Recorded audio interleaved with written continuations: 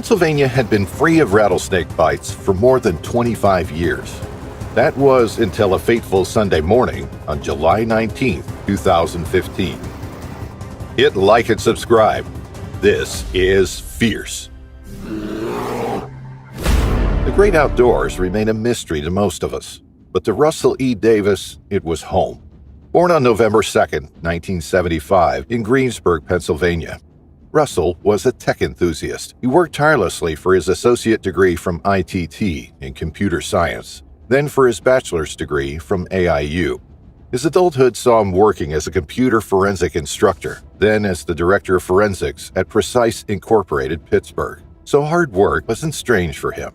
He dedicated his younger years to studying, focused on his work, and in his 30s, he found love. But before all this, he was an avid outdoorsman, with his greatest passion being fishing.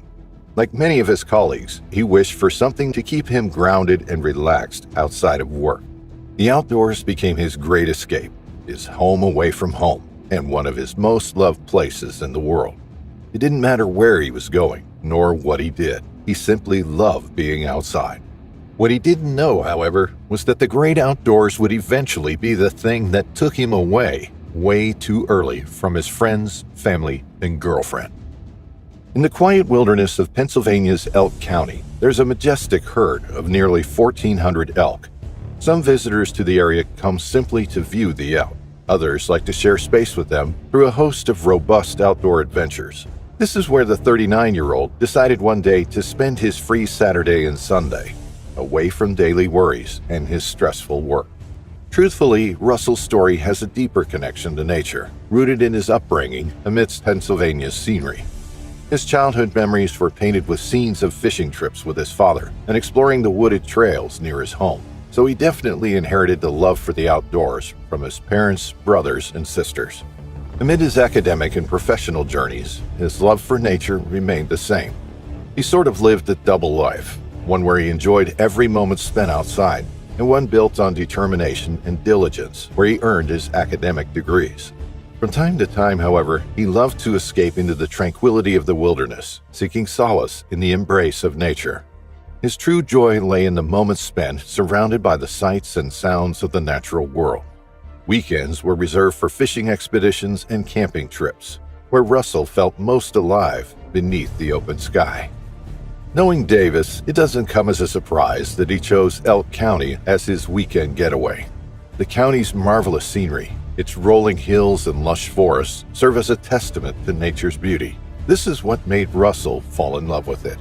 He thought nothing of it. After all, he was an experienced outdoorsman, used to surviving unexpected situations and encounters with different animals. What he definitely wasn't expecting was an encounter with a timber rattlesnake. Although a popular predator in Elk County, it was a known fact at the time that there hadn't been any negative incidents involving one in over 2 decades. So what could have been different now? Rattlesnakes, equipped with potent venom and remarkable hunting prowess, serve as formidable guardians of Pennsylvania's wilderness. Despite their formidable reputation, these creatures evoke a sense of awe and reverence among nature enthusiasts. Their cryptic patterns and distinctive rattling sound have long captured the imagination of nature enthusiasts and fear in those unfamiliar with their ways. However, every tragic death, even more accidental ones, serves as a sobering reminder of the inherent risks associated with outdoor adventures in rattlesnake territory. It rarely happens, but when destiny has woven its deadly pattern, there is nothing left to do but accept it. Russell, without realizing it, had set things in motion when he decided to travel to Elk County to camp under the stars and embrace the fresh air and the stillness of nature. The day went as planned. The journey to the campsite was free of any happenings, and they arrived swiftly at their destination. Spending a few moments to relax after the trip, they set camp and enjoyed each other's presence near the fire, looking at the clear summer sky. Then, it all happened so quickly. Russell's girlfriend wasn't near the campfire when it happened, but she sensed something was definitely unusual. The 39-year-old was unaware of the lurking danger nearby. A venomous timber rattlesnake slithered its way toward the man and ferociously bit him, its sharp fangs sending the venom through the prey's body. The suddenness of the attack left Russell and his girlfriend in shock. The campground, once a haven of tranquility, became the scene of a frantic effort to save Russell's life. Struggling to stand on his feet while the venom was starting to take effect, Russell realized he needed to go to the hospital if he were to stay alive. If not for his sake, then for his family's and terrified girlfriend's sake. His condition rapidly started to deteriorate as they were waiting for help to arrive and transport him wherever he could have received medical care. The helicopter that arrived planned to take him first to an Elk County hospital to receive antivenom, and then to a Pittsburgh one to receive further medical assistance. But with each passing moment, everyone's hopes were running low. Although emergency responders arrived swiftly on the scene, their efforts to stabilize Russell's condition and transport him safely to the nearest medical facility failed. As the helicopter rerouted, Davis fought heroically for his life. Unfortunately, his body was in severe distress, which caused him to suffer a cardiac arrest mid-air. Despite the emergency responders' efforts to save him, it was already too late. His body had to give in to the venom that took over his life, leaving his loved ones empty. Tragically, Russell's battle for survival ended in the early hours of the morning as he succumbed to the venom coursing through his veins, leaving his family and friends to grapple with the devastating loss. In just a few hours, parents lost a dear son, brothers lost their brother, and a girlfriend lost her partner. Armstrong County Coroner Brian K. Myers ruled the cause of death an anaphylaxis reaction to the venomous snakebite, according to sources. It is thought that even if he had received antivenom and additional medical treatments immediately after being bitten, his chances of survival were thin. The timing of Russell's deadly encounter with the rattlesnake underscores the importance of understanding the behavior patterns of these elusive reptiles. During the warmer months, rattlesnakes become more active and curious, venturing out in search of prey and suitable habitats. Their presence is particularly pronounced in rocky outcroppings and wooded areas, where they seek shelter and ambush unsuspecting prey. This is exactly what happened to Russell. He was simply enjoying the campfire, lost in the beauty of his surroundings, while suddenly being attacked by the infamous predator.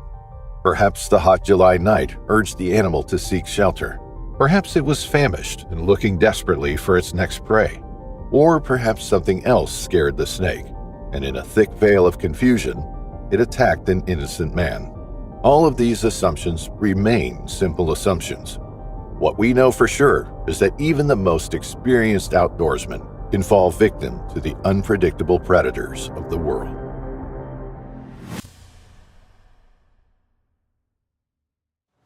Reptiles fascinated Brian West in a way that went beyond a simple hobby to become an integral part of who he was as a person. Brian's natural curiosity led him down a path of exploration and discovery from an early age. Growing up in the charming Maryland town of Emmitsburg, Brian devoted many hours of his childhood to exploring the surrounding area in quest of reptiles, snakes, and other creatures that piqued his curiosity. He became a member of the Western Maryland Herpetological Society, a community of like-minded individuals dedicated to the study and conservation of reptiles and amphibians. For Brian, becoming a member of the Herpetological Society was a life-changing event. It gave him a platform from where he could impart his wisdom and passion to other enthusiasts. In addition to finding mentors who shared his enthusiasm for reptiles, Brian made lifelong friends through the Society's meetings, field trips, and educational initiatives.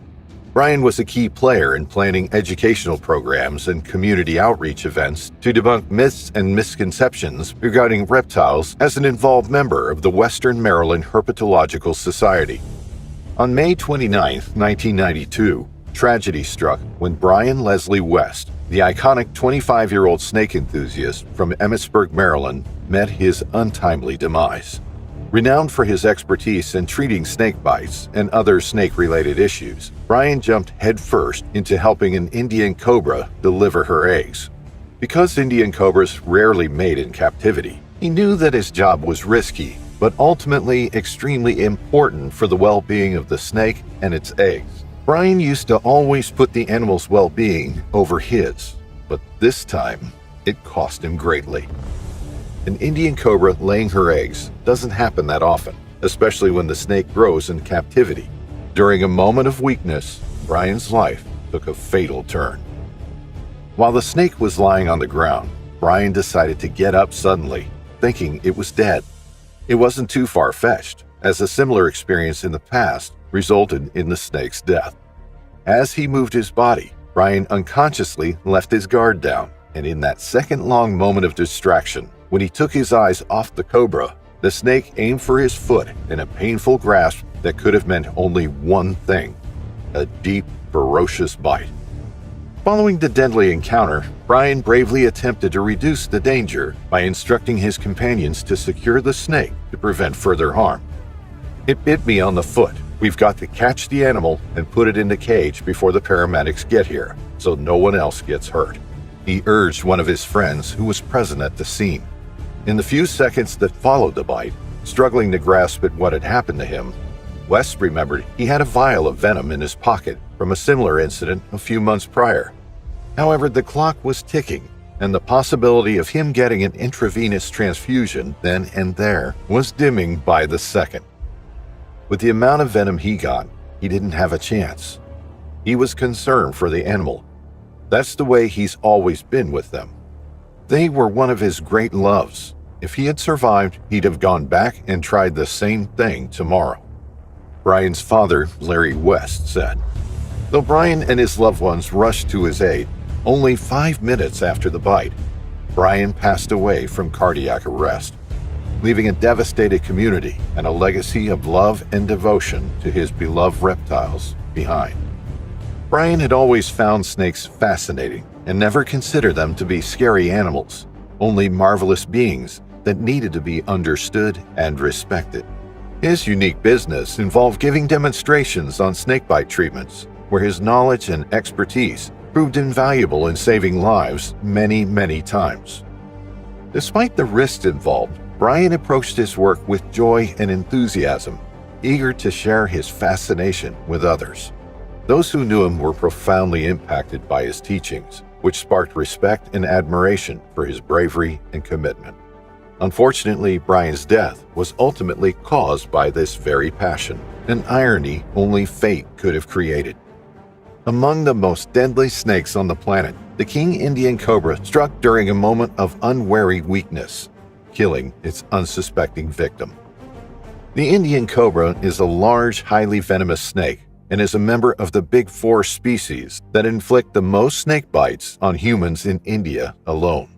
In Indian mythology and culture, the Indian cobra is highly esteemed and is frequently observed alongside snake charmers. Throughout their range, these snakes exhibit a great deal of variation in color and pattern. However, they're easily recognized by their comparatively large and impressive hood, which they expand in the event of a threat. The venom of the Indian cobra paralyzes muscles, and in cases of severe bites, causes cardiac arrest or respiratory failure by acting on the synaptic gaps in the nerves. Indian cobras hiss and stand tall, extending their hoods and assuming an upright posture when they feel threatened. Cobras are unable to retract their fangs, unlike vipers, and their bite can be deadly if proper medical treatment is not sought immediately. As he talked about Brian's steadfast commitment to his snakes, his father, Larry West, emphasized his son's compassionate disposition and strong bond with the animals he looked after. Beyond his premature passing, Brian left behind a well-established legacy of commitment to his beloved snakes, despite his young age. Since his early childhood, Brian had aimed to comprehend and value the intricacy and beauty of the natural world, and he had found comfort and companionship in the company of reptiles. What had been a hobby turned into a vocation driven by conviction and purpose, thanks to Brian's ability to demystify these frequently feared creatures. For Stephanie Brennan, Brian's widow, the journey towards healing was the most difficult thing she had ever done. She turned to the memories they had made over their years together for comfort as she struggled with the pain of loss.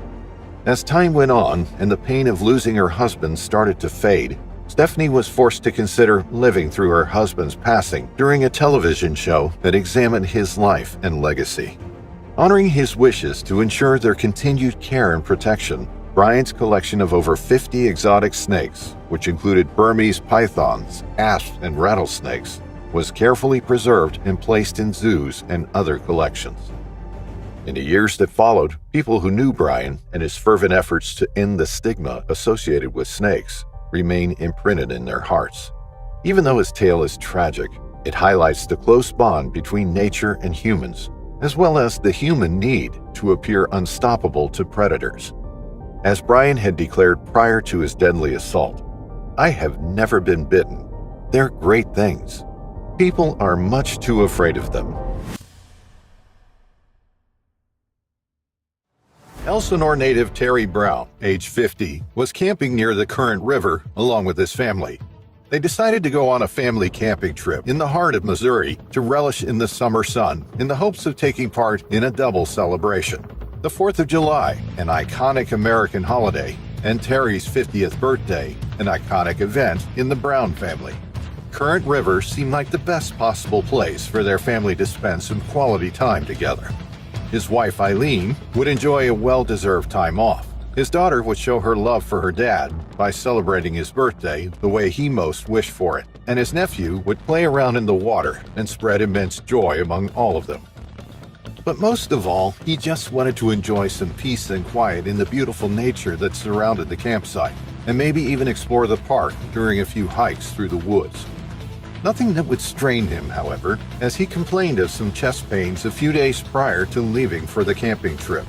He thought nothing of it, though. Terry's plans would soon prove to be awry the moment he encountered a venomous snake. With the last recorded death from a copperhead bite occurring in 1965, Terry Brown's tragic incident represents just the second known death in Missouri's history. With a heat-sensing pit between each nostril and eye, the medium-sized eastern copperhead snake has a robust build.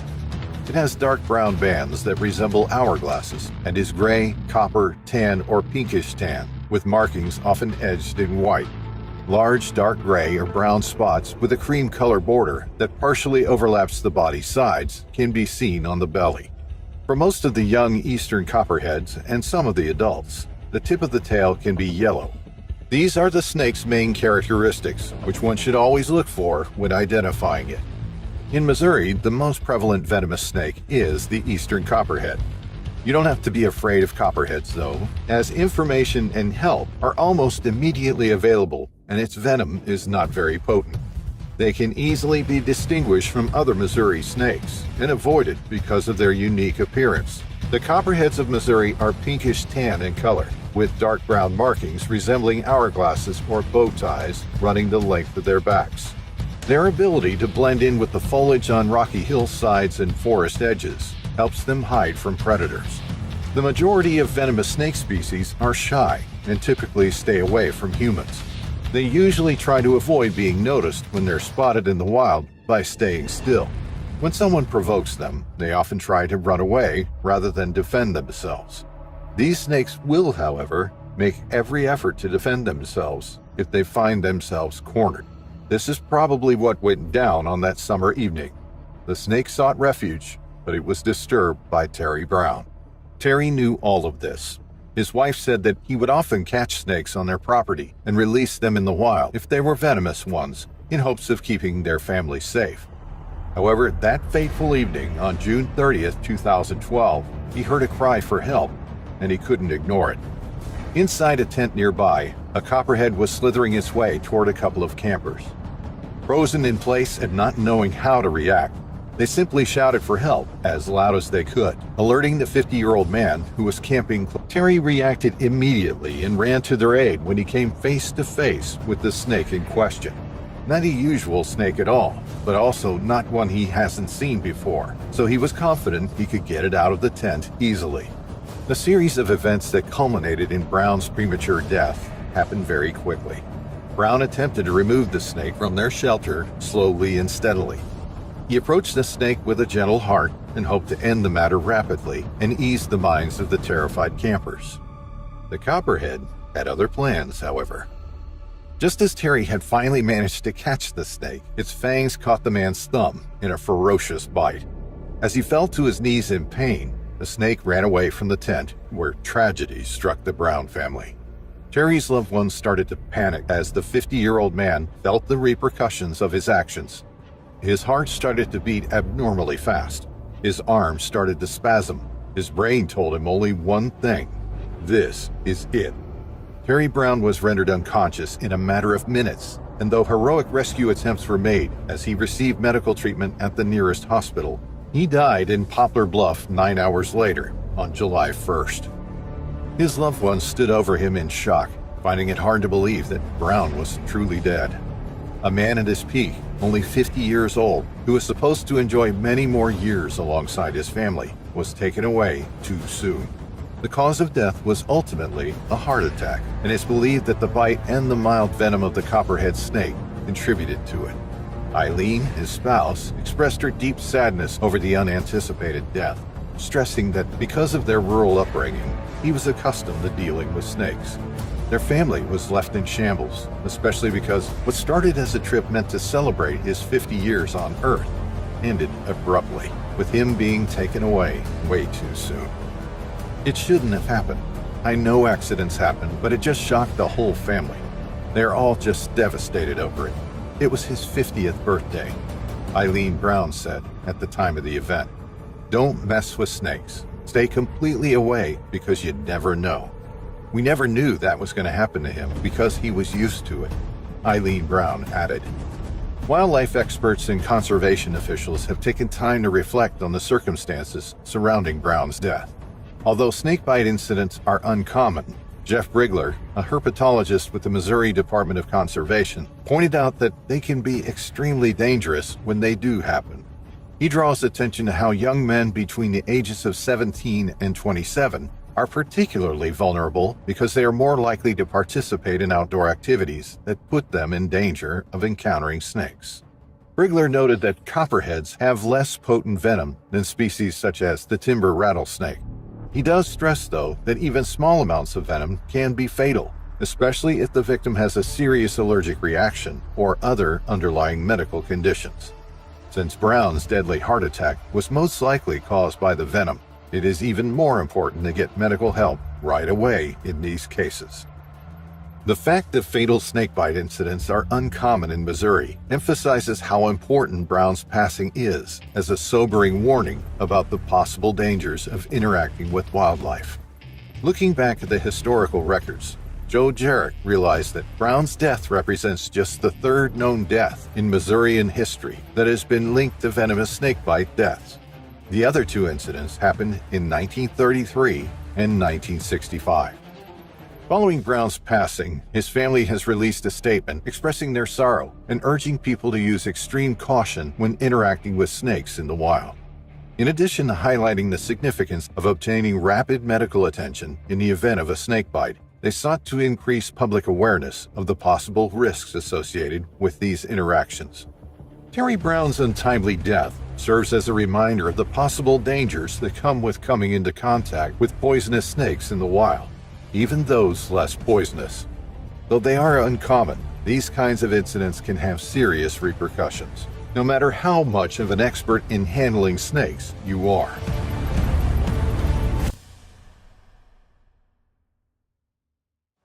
Jack Redmond was a senior citizen of Chesterfield, Virginia. Seemingly ordinary, a nice man, as his neighbors would recall, he kept his true passion far away from curious eyes. Exotic pets and venomous snakes became his pals, dedicating his life and work to them. Nothing was out of sorts when it came to Jack's passion. He took great care of his snakes, keeping them safe, well-fed, and healthy, because he understood in his heart how important it is to preserve these creatures. He was, after all, an advocate for the environment, caring greatly for every animal that came his way.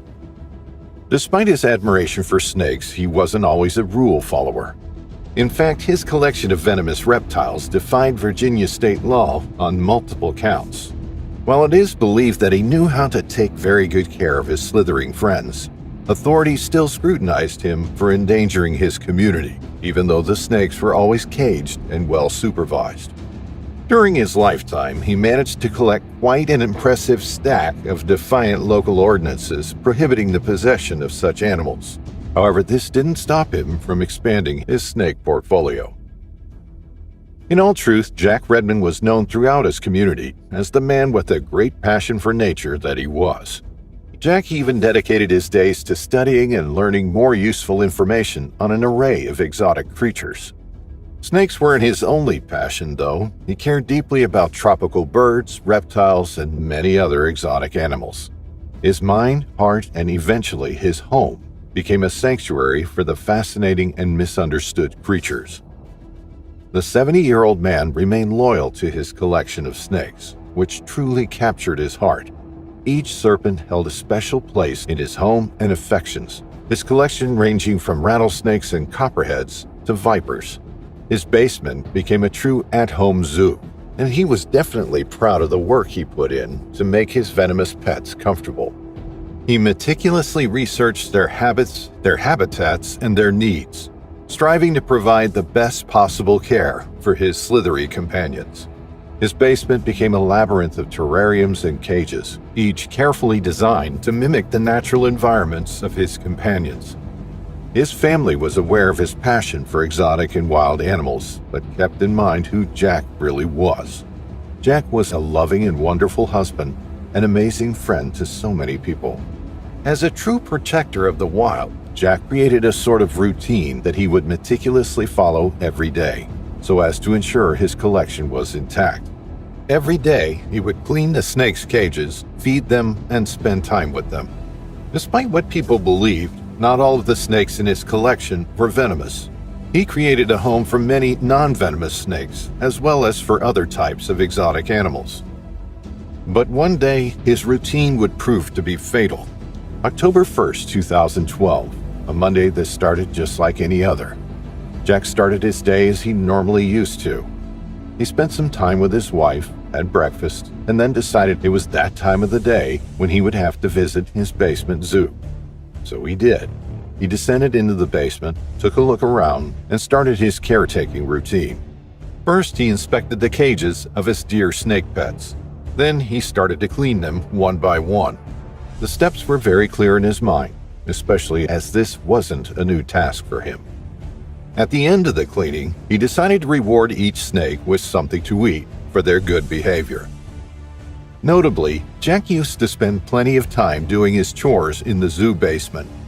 He was a perfectionist, and he wanted everything to be clean, safe, and comfortable for his pet snakes.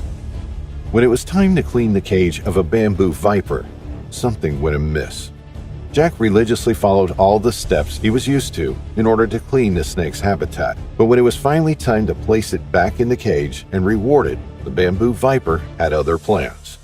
With a momentary lapse in concentration, the snake bit the 70-year-old man ferociously on his finger multiple times, probably while he was trying to feed the snake its reward. Confused about what had just happened and probably in utter disbelief, the old man stumbled across the basement until he eventually succumbed to the pain that was pulsing through his finger, making its way inside his body.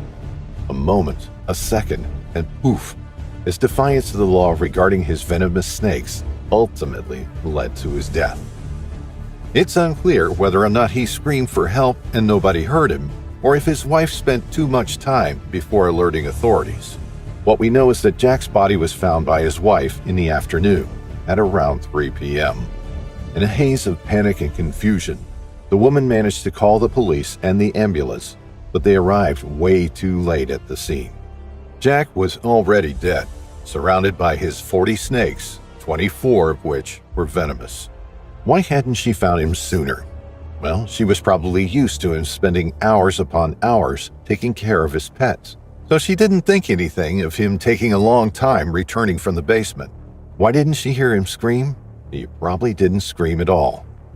In reality, Jack was bravely fighting a cruel battle with cancer, although he tried to find solace and positivity every day, especially around his pets. Taking his time cleaning and feeding his venomous zoo downstairs was probably one of the best moments of his day, so she probably didn't want to disturb him.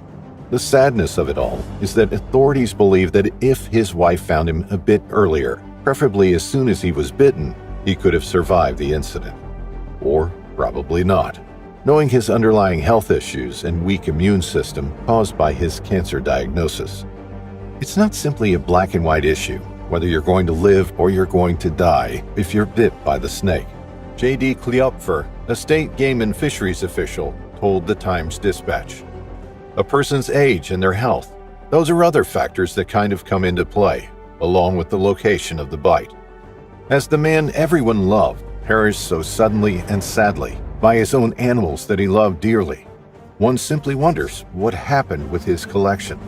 Well, a few days after Jack passed away, authorities knew that the collection of venomous animals must be removed from the house so as not to pose a danger to anyone else.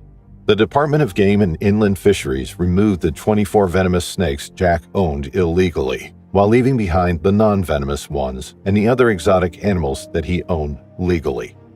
Eventually, all the venomous snakes were able to be sent to zoos and serpentariums, where they could continue to be taken care of and protected. When you play with fire, you certainly get burned. For Jack Redmond, his later years of life would prove to be a game of courage, determination, and devotion to natural life. Although his end came suddenly, he definitely left an impact on the community of Chesterfield, and most importantly, on his family.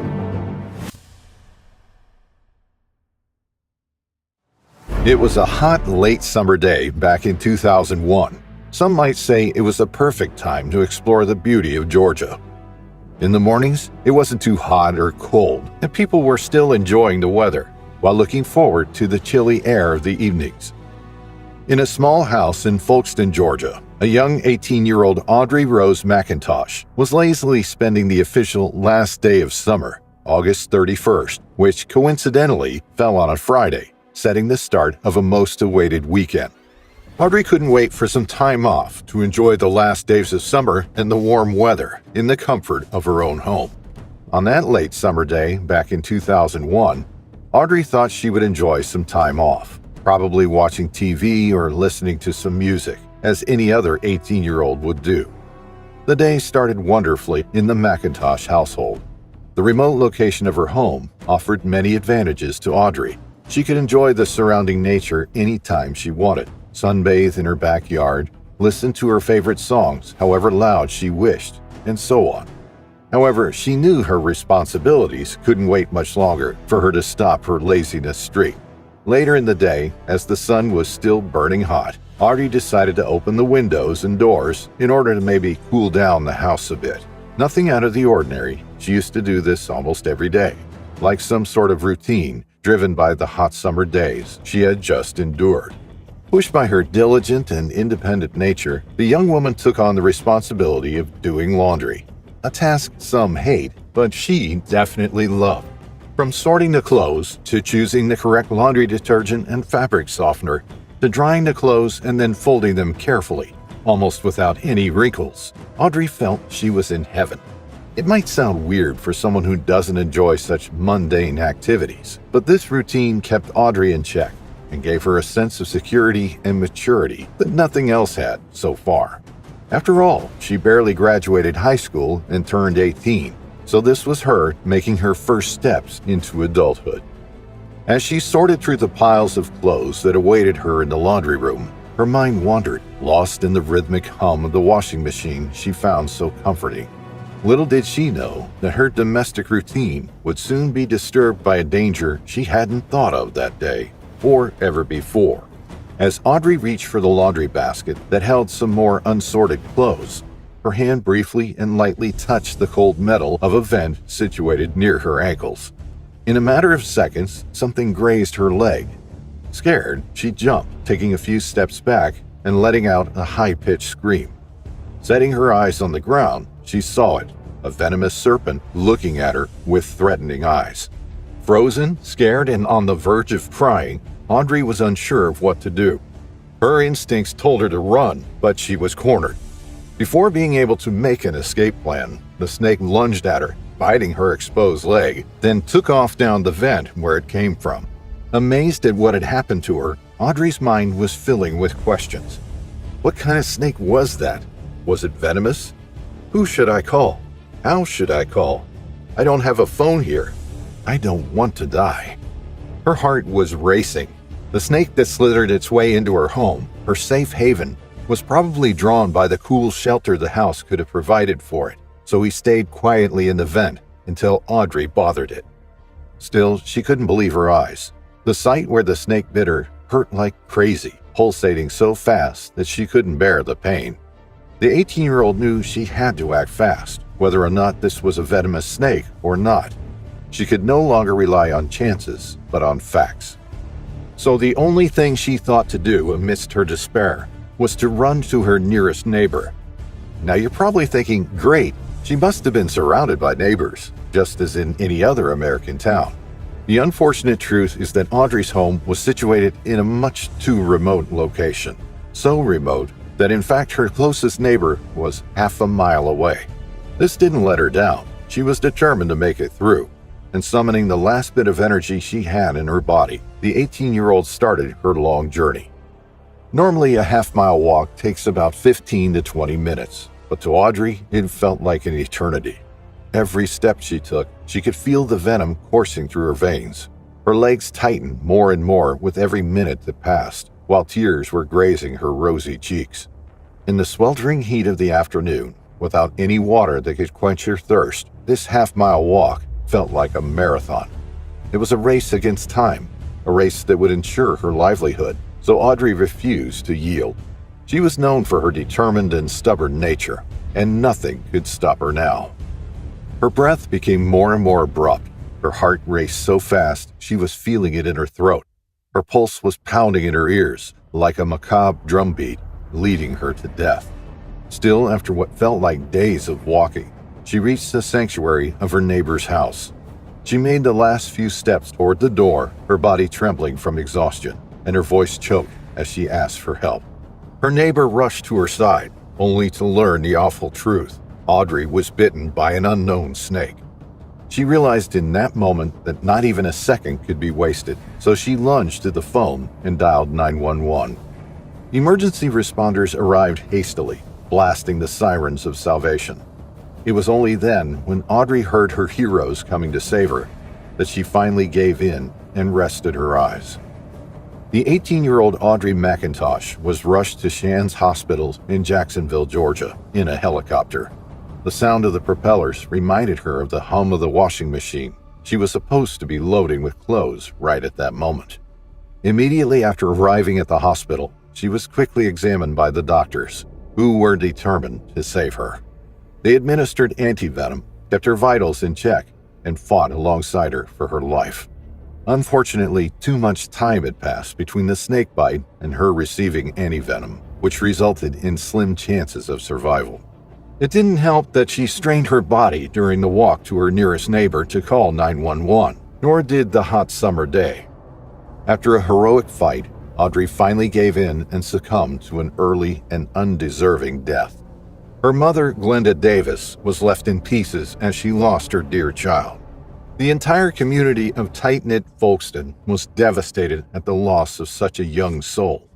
Audrey McIntosh, an 18-year-old with dreams as vast as the Georgia sky, was called too soon to heaven. After further investigation by the doctors who treated her, it was thought that the snake that killed her was a highly venomous pit viper whose venom was so strong that she didn't stand a chance. The tragedy still shocks her community, which continues to remember Audrey nearly 23 years after her death.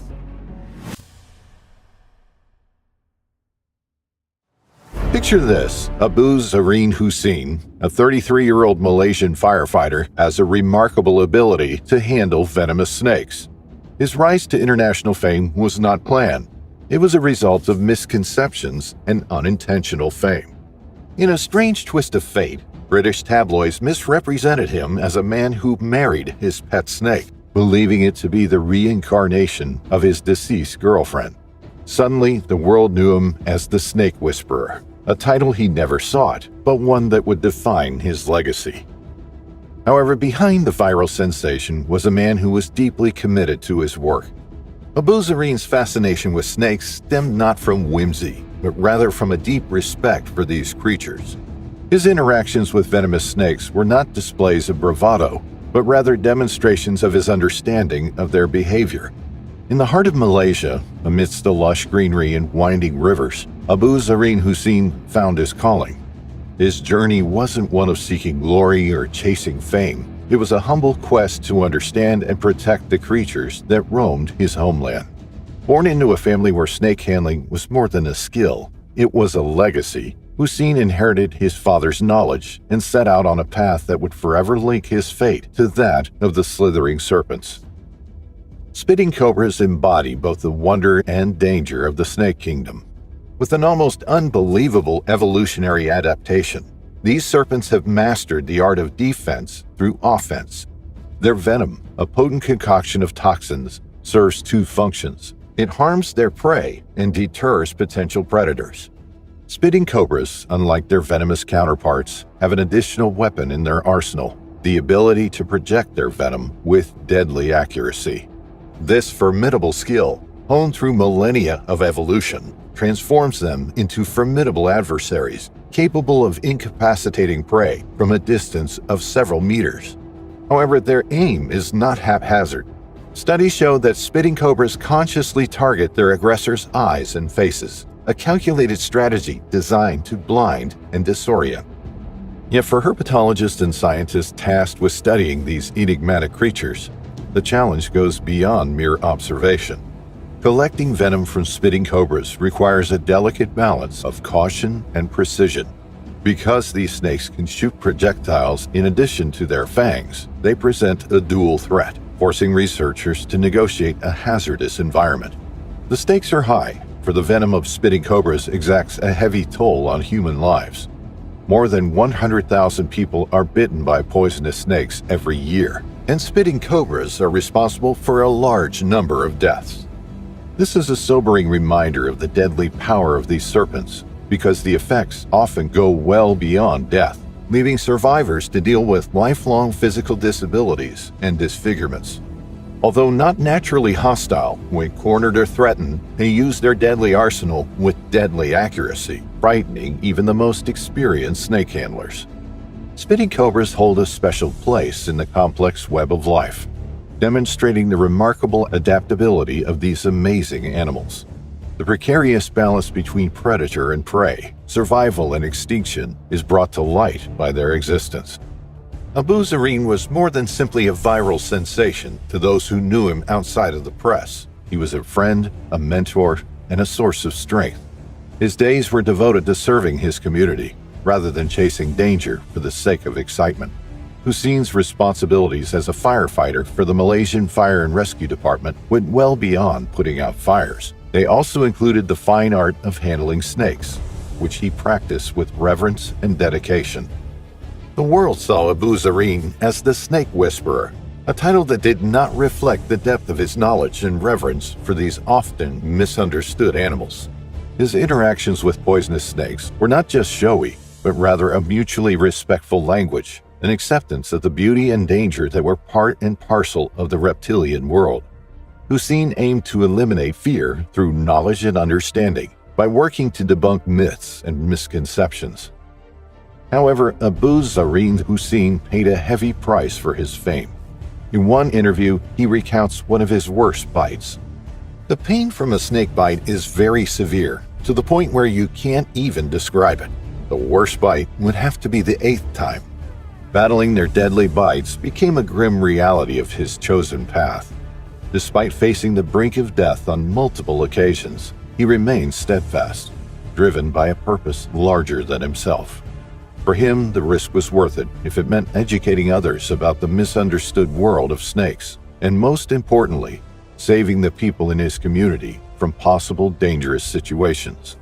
However, tragedy struck on a fateful day in Bentong. It was a day like any other, or so it seemed. Abu Zareen, entering the call of duty in Bentong in the state of Pahang, found himself face to face with a venomous cobra. And then it happened, a fleeting moment of chaos that would forever alter the course of Abu Zareen's life. A sudden movement, a flash of scales, and before he could react, the cobra struck, a silent predator unleashed with deadly precision. In the blink of an eye, fang met flesh, and the world stood still. The very creature he dedicated his life to understanding delivered the fatal blow. Time seemed to slow down as Abu Zareen staggered backward, his senses reeling from the searing pain that radiated from the wound. The venom coursed through his veins like liquid fire, each heartbeat a cruel reminder of his mortality. Hussein was rushed to the hospital, where he immediately received medical care so as not to repeat past near-death situations caused by venomous snakes. Hopes were low, but despite this, his family and friends tried to be positive for him. Merely 4 days later, at 12:40 a.m. on Friday, March 16, 2018, the 33-year-old Abu Zareen Hussein died. Abu Zareen's story sheds light on the delicate balance between man and nature. His life is a reminder that there is beauty worth preserving beneath the scales and venom, in a world where fear frequently triumphs over understanding. His love of snakes was more than just a passing interest. It was a calling to solve the natural world's riddles and develop a closer bond with all living things. Ultimately, the story of Abu Zareen is about more than just snakes and celebrity. It's about the strength of passion that never fades, the human spirit that never gives up, and the enormous influence that one life can have on the world. Friends and family continue to honor his memory by carrying forward his legacy, by embracing the wild within and without, and by cherishing the beauty of all living things, no matter how misunderstood they may seem.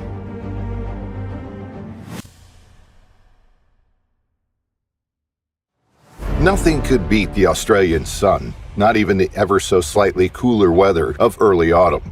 The country is still buzzing with tourists and activities, which tends to disrupt the local fauna. In the coastal city of Queensland, Townsville, temperatures were still quite high, creating the perfect opportunity for snakes to still roam freely. It's exactly because of this that Jerromy Brooks, a 47-year-old man living in Redmond, just 16 kilometers from Townsville, was standing face-to-face with an eastern brown snake one Tuesday afternoon.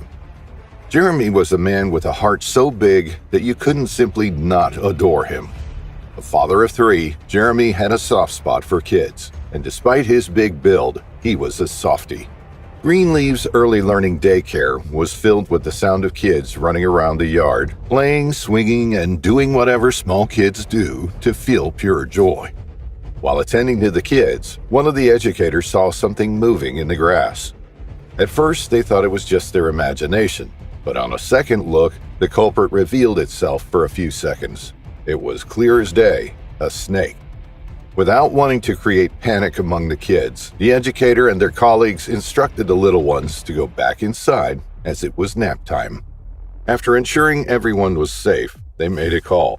Jerromy was relaxing at his home in Redmond when a relative called him. He picked up the phone, cracking a joke, but his relative's panicked voice stopped him abruptly.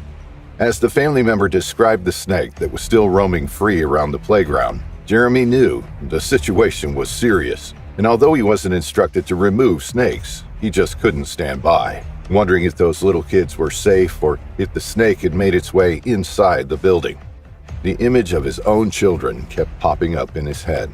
As a parent, he would have done anything to know they were unharmed. So without the tiniest bit of hesitation, he jumped off the sofa, got into his car, and began his 17-minute drive to the daycare center. Jerromy pulled into the parking lot of Greenleaf's and immediately started investigating around the cars. He was most of all hoping that the snake left the playground area, away from the grass and foliage that could camouflage it. When he arrived at the back garden, nothing seemed to indicate the existence of a snake. He didn't hear any noise, he didn't see anything move in the grass or on the outdoor furniture. But when he approached a brightly colored jungle gym, he saw it. A 30-centimeter-ish slender brown snake, just as described. Jerromy didn't have a lot of instruments by his side. He simply put on a pair of thin gloves, got a bag ready, and some kitchen tongs his wife gave him right as he left through the front door. He wasn't naive, not at all. Jerromy knew the risks involved. The years of watching wildlife documentaries instilled in him fear and respect for these apex predators. Licensed snake catcher? No. But the idea of those innocent children being anywhere near a possibly venomous reptile? Absolutely unbearable. Narelle Brooks's words echoed around him as he was trying to gather the last bit of courage he had inside. Be careful. The kids were all gathered by the windows, watching the 47-year-old man make his move. This was a real-life action movie, and the hero was Jerromy Brooks. Jerromy took a step toward the snake, kitchen tongs in his right hand pointing out, and the bag in his left hand. In the blink of an eye, the snake lashed out, sinking its fangs deep into Jerromy's left hand, leaving him with more than a couple of bites. It was a colossal miscalculation. Despite the snake's attack, the man succeeded in catching it inside the bag and placing the snake in the trunk of his car. The kids looked at him in awe. They bombarded him with questions about the snake. How did it look? How did it feel in your hands? Was the snake venomous? Did it bite you? Does it hurt? After answering his little interview, he said goodbye to the daycare staff and got into his car. Destination? Home. On the short drive home, reality started to sink in. He had a possibly venomous snake in the back of his car. He had just been bitten by it several times. He wasn't feeling exceptionally well, but he brushed it off, thinking it was just a bit of panic. The pain was intensifying. At first, while adrenaline was still pumping through his veins, Jerromy didn't feel a thing, maybe just a bit of pulsing around the bites. But now, several minutes after the incident, it was getting harder and harder to move his arm without feeling paralyzing pain throughout his upper body. With a few minutes left of his drive home, it was getting more and more difficult to move the steering wheel. Narelle, his wife, was anxiously awaiting him on the driveway when she finally saw her husband's car approaching. The sight was terrifying. Jerromy was looking pale, and sweat was running down his face as if he had just run a marathon. Something was extremely wrong. Unable to move his arm any longer, Jerromy simply asked his wife to clean his wounds and apply some calming balms. "I'll be fine," he assured her. Narelle sprung into action and got her first aid kit from the kitchen. She immobilized the arm, cleaned the snake bites, and applied compression bandages. Jerromy screeched in pain with every move of his left arm, and his breathing became more and more labored. As she pressed down on the wounds, trying to stop the venom from wreaking more havoc inside Jerromy's body, Narelle had a bad feeling. She knew she had to call emergency services. While dialing the emergency number, Jerromy fell to the floor. His heart was giving up. Narelle screamed in terror, but she had to act fast. With the operator now on speakerphone, Narelle performed CPR on her husband up until the paramedics showed up and took over. The afternoon sky reflected on the ambulance as Jerromy was rushed to the hospital. The doctor's efforts to save him were unfortunately in vain. The tearful eyes of Narelle couldn't believe her husband was gone so soon, so fast, without a warning. Their day had started out like every other one. It just wasn't possible. The snake venom had claimed its victim, Jerromy Brooks, a man loved by his entire community, who simply wanted to save some kids from possible danger and put his life on the line, and eventually lost the battle. Jerromy was such a beautiful human. He went out of his way to help people all the time. This is a very sad tragedy indeed. Kat O'Brien, one of Jerromy's friends, wrote on Facebook. As for the snake that cut his life short, it is believed to have been an eastern brown snake, the second most venomous snake in the world. In fact, Townsville is known to be a habitat for this type of snake. Its venom strikes fast, and its bite is, most of the time, fatal. Narelle did everything she could to save her husband, and Jerromy will always be remembered as a hero, a selfless soul who sacrificed himself to protect the innocent. Enigma, Georgia wasn't much of a town. 2 blinking stoplights and a general store that doubled as a gas station sort of town. It was so small that back in 1995, when this event took place, there were barely 600 people living in it. But for Dewey, this little church was his haven. Here, fellow brothers understood him. Here he could be himself, following his faith and showing his devotion to the Lord. His life wasn't exactly an exciting one. Dewey didn't marry in his youth, like many others did around there. He was a certified bachelor, living a rather boring life. But he had one thing he loved more than life itself: spending his Sundays with his mother, his brothers, and their families at the New River Holiness Church. From the outside, the church seemed like an ordinary building. The structure was minimalist, with no details that would hint that it's a church, other than a very small cross and a tucked-away sign on which the name of the church was written. Inside, the church was an even simpler affair. Just a few wooden pews lined up, facing a raised platform where the pastor preached. Among the fervent worshippers was Dewey Bruce Hale, a 40-year-old man from Brookfield known for his deep faith and dedication to the church. That Sunday morning, he had brought with him a rattlesnake. He carefully placed it in a wooden box near the pulpit. Dewey believed deeply in the words from the book of Mark, chapter 16. "And these signs shall follow them that believe. In my name shall they cast out devils. They shall speak with new tongues. They shall take up serpents. And if they drink any deadly thing, it shall not hurt them." The congregation, a mix of weathered faces and curious eyes, greeted Dewey and his family with a chorus of mornings and the occasional handshake. Soon after, everyone took their place and waited patiently for the sermon to start. The service began with a solemn warning from the pastor. "We have serpents up here," he announced. No one was surprised. This wasn't the first time the pastor allowed serpents at the service.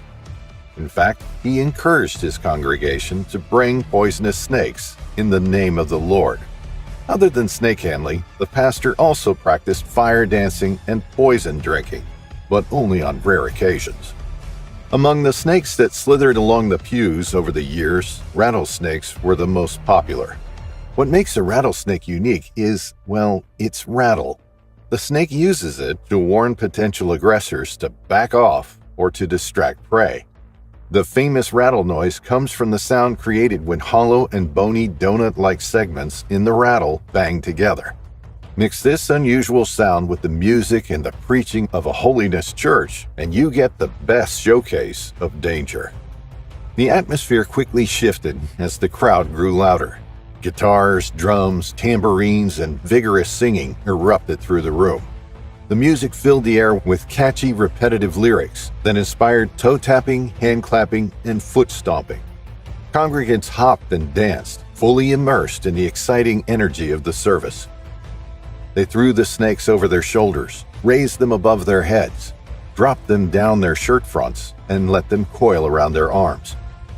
As the music and the fervor of the congregation reached a crescendo, Dewey felt moved by the Holy Spirit. The pastor stopped his preaching when he laid eyes on him. "Brother Dewey, come." He approached the pulpit, his heart pounding with a mix of fear and excitement. The congregation watched in awe as he held the serpent high, his eyes closed in a moment of prayer and connection with God. A collective gasp rippled through the church pews as the snake coiled around Dewey's arm. In a sudden, swift movement, the rattlesnake struck, sinking its fangs into Dewey's left hand. The congregation gasped in unison, but Dewey remained calm, believing in his faith and the protection it would offer. The pastor started a frantic prayer, urging everyone in the room to ask the Lord to protect Brother Dewey. After returning the snake to its box, Dewey continued to pray, ignoring the pain that was starting to cloud his judgment. As the service continued, Dewey's condition began to deteriorate. Fellow congregants helped him to a seat, surrounding him with prayers and hymns while the snake rattled angrily inside the box. The poison was spreading rapidly through the 40-year-old man's body. However, despite the swelling and the intense pain, Dewey refused medical treatment, steadfast in his belief that God would take care of him. He waited patiently until the sermon was over to take the rattlesnake back home. But with every second that passed, he felt more sick. At home, the scene was somber. Dewey lay on his bed, surrounded by fellow believers who held his hands and sang hymns of praise. The hours passed slowly, while the venom took its toll on his weakened body. His breathing became labored and his strength diminished, but his spirit remained strong. The skin on his hand was turning darker and darker. Ointments and ice could no longer alleviate his pain. As the hours passed by, more and more fellow worshipers came to sit by his side and pray with him. During all this time, no one called the ambulance. Dewey, as others often do, refused any sort of medical treatment, invoking the biblical passage his faith was based on. He truly believed that the Lord would make him invincible, like many others before him. Unfortunately, this never happened. By late evening, Dewey's condition had worsened significantly. His family and friends continued to pray, their voices filled with hope and desperation. But despite their efforts and their deep faith, Dewey's body could not withstand the venom's effects. He passed away sometime between 9:30 and 10 p.m., surrounded by those who loved him and shared his beliefs, almost 8 hours after the rattlesnake bit him. The Berrien County Sheriff's Office was not called until after Dewey had passed. Sheriff Jerry Brogdon expressed his dismay, noting that one of the hardest things is they had probably 100 people sitting there watching a person die. He added, "I don't agree with that, but this is their belief, and I respect that." He died doing what he believed in. Dewey's death was ruled accidental, a tragic yet deeply meaningful example of his faith. In the days that followed, the community mourned his loss, but also celebrated his unwavering devotion to God as they laid him to rest at the New River Holiness Church Cemetery. In the quiet, small town of Enigma, Georgia, the New River Holiness Church continued to stand as a house of faith where the congregation gathered to preach the Lord's Word, even after Dewey's death. Dewey's last moments still haunt the modest-looking church, and despite his death, and many laws against snake handling, people continue to sit bravely facing the poisonous snakes in a dangerous dance duel between faith and death.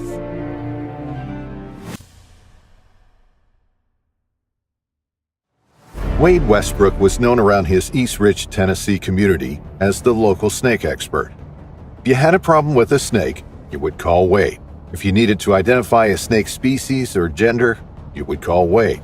And he would always respond to each call for help with the excitement of meeting yet another fascinating snake. Wade was only 26 years old, but already possessed so much knowledge about snakes. He even amassed quite a collection at his home on Blanton Drive.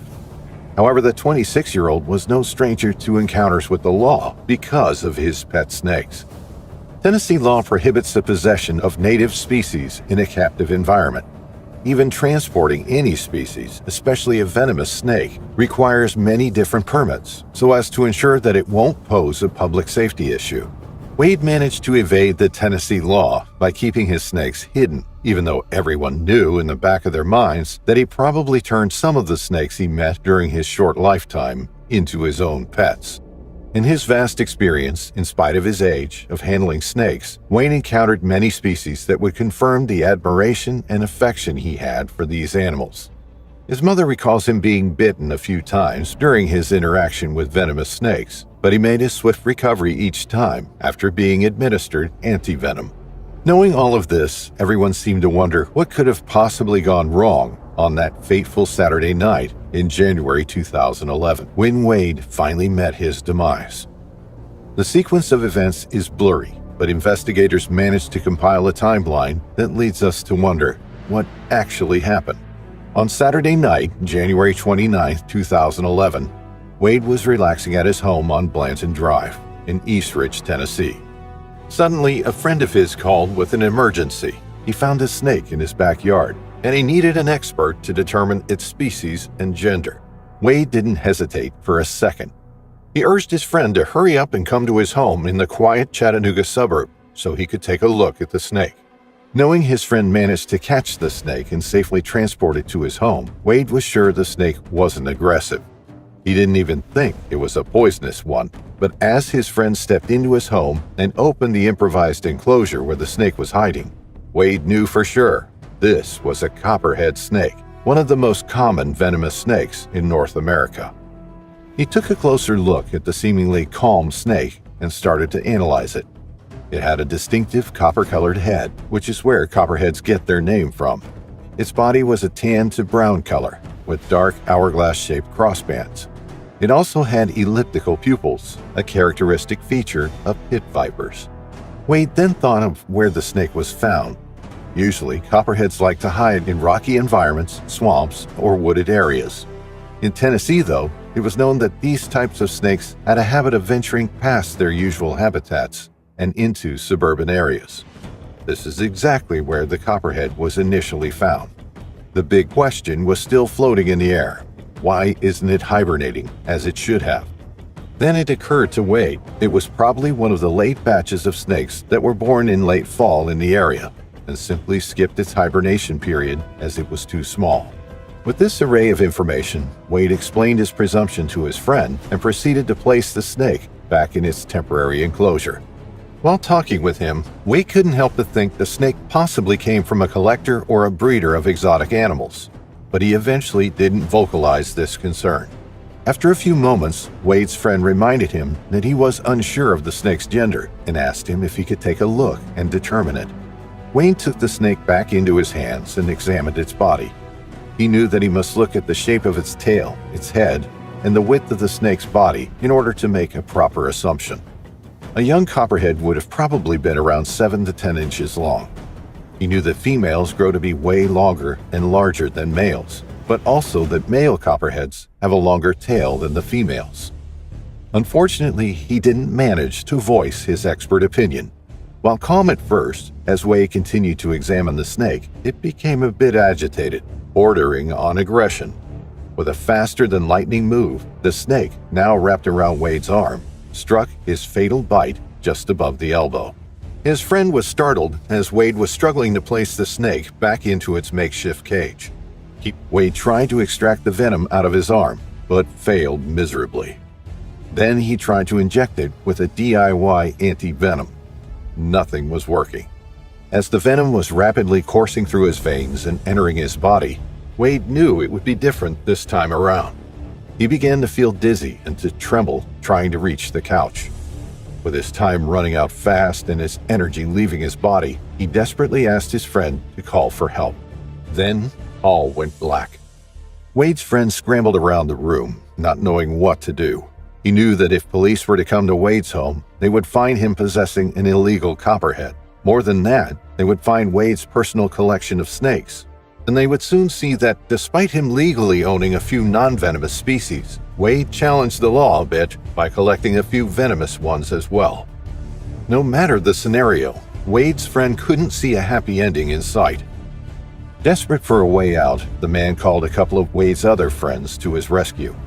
The men thought it best to take the venomous snakes from Wade's collection out of the house, in fear of the slithering creatures ending up at the zoo. Everything happened in a matter of minutes, precious minutes that would have saved Wade's life had his friend called the ambulance sooner. The initial bite took place at around 8 p.m. that Saturday night. But the call for help didn't happen until 10 minutes after his friends erased any evidence of illegal snakes in the home situated on Blanton Drive. EMS responders arrived shortly after the call was made and started performing CPR on the lifeless body of Wade Westbrook immediately. Wade was then taken to Erlanger Hospital in Chattanooga, where he unfortunately was pronounced dead. Although copperhead snake bites aren't usually deadly, Wade's doctors assumed that a previous bite may have caused the 26-year-old man to develop an allergic reaction to the venom, knowing he had been bitten before. Aquarium herpetologist Courtney Lewis says copperheads are common in Tennessee, and anyone bitten by a poisonous snake should seek immediate medical attention. It depends on where you're bitten and how much venom was injected. It's just best to get to the hospital as quickly as possible, says Lewis. If Wade had gotten medical help earlier, he wouldn't have left Earth sooner than he was supposed to. His friend's poor choice that night cost him his life, leaving a family without a son and a community without a snake handling expert.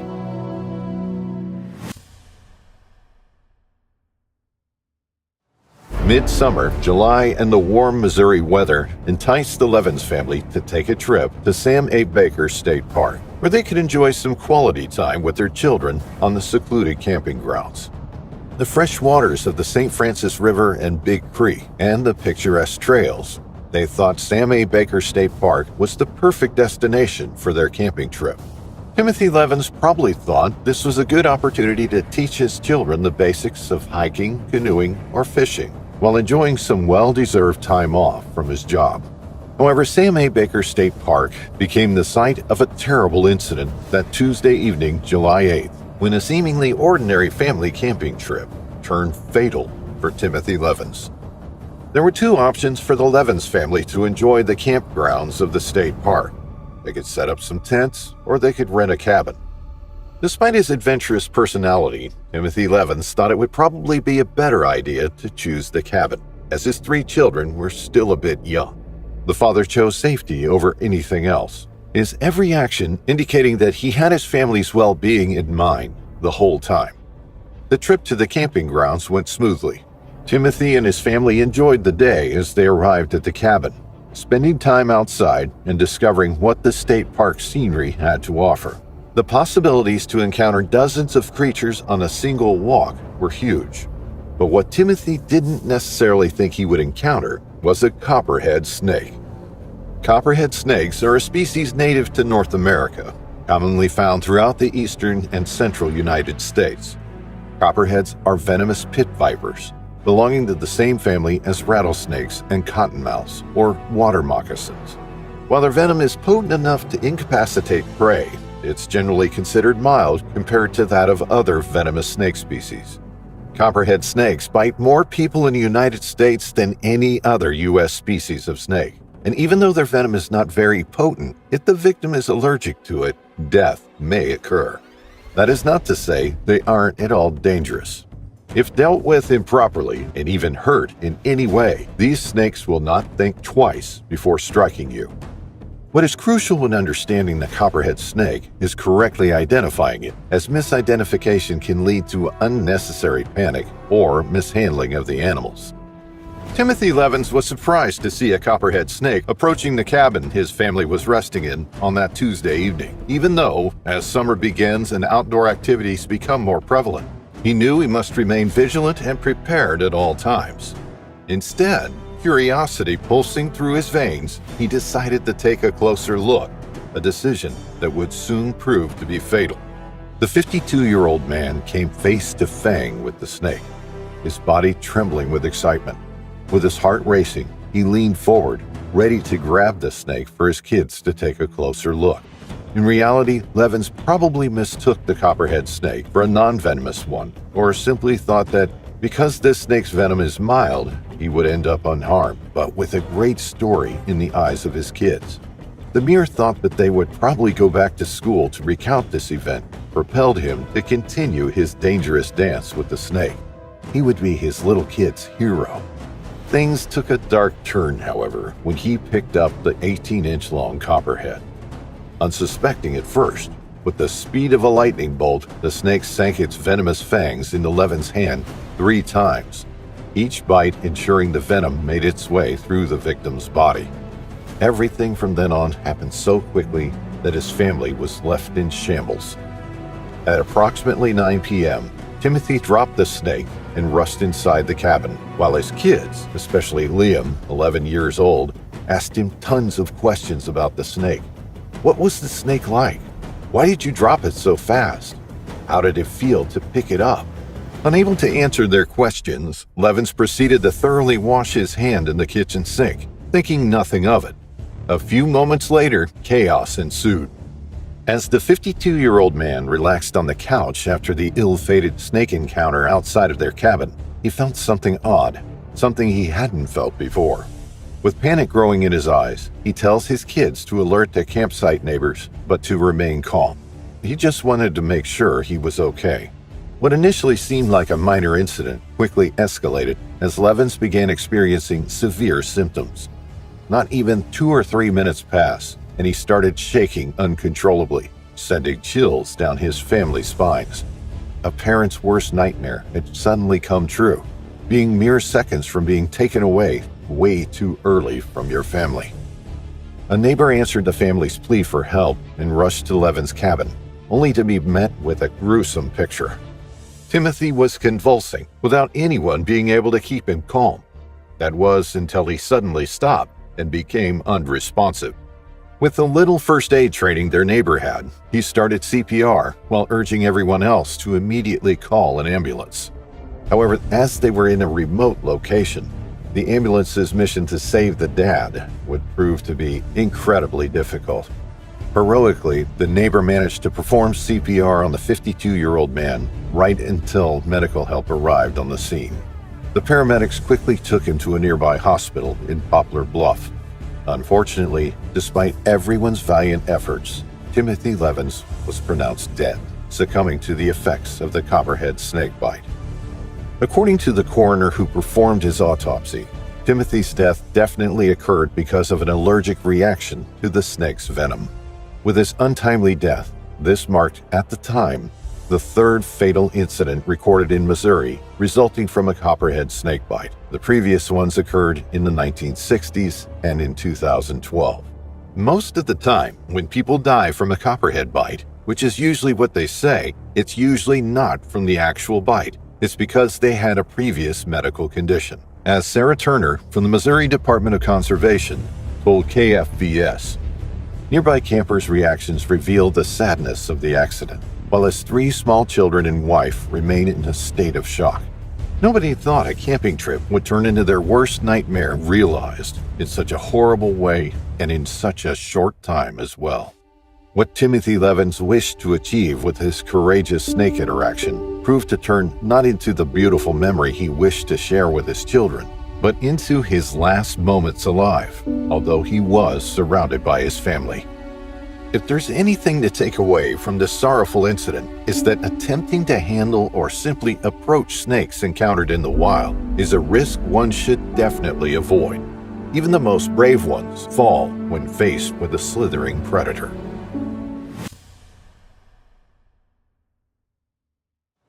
Snake handling is a religious practice that emerged in the early 20th century at the hands of George Went Hensley and the Church of God Holiness. According to Jimmy Morrow, a pastor at Edwina Church of God in Jesus' Name, the practice can be found dating as far back as the 1890s in the coal mines of the Virginia mountains, where a woman named Nancy Young Kleinig started handling snakes during revivals.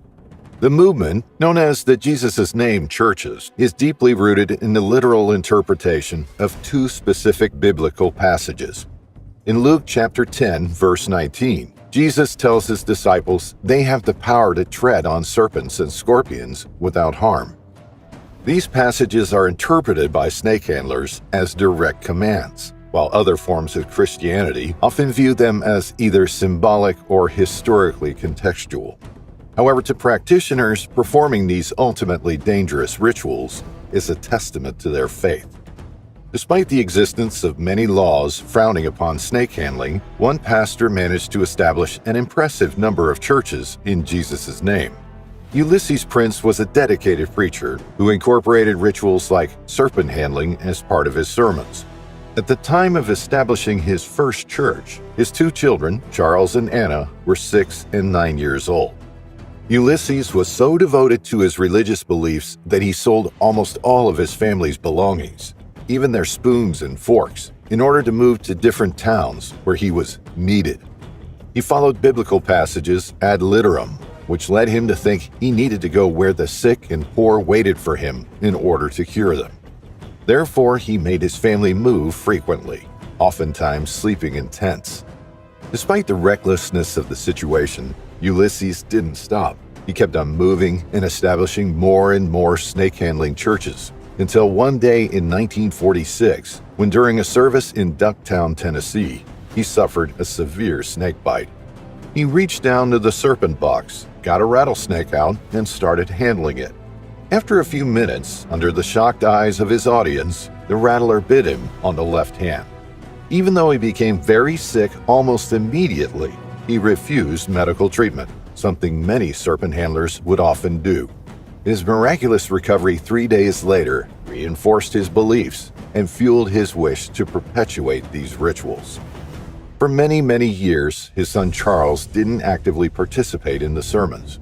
Even though he lived under his father's belief system, he stood far away from snake handling.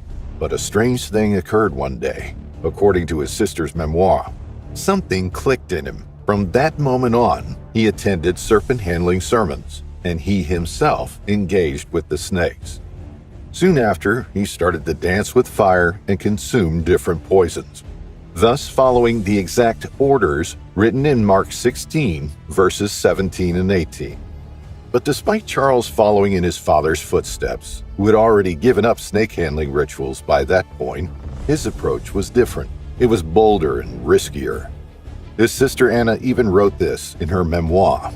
He began visiting snake-handling churches, becoming bold and daring, risking his life 3 or more times a week by drinking strychnine mixed with water, handling snakes and fire, often at the same time. As he became more daring, I became terrified that he might go too far.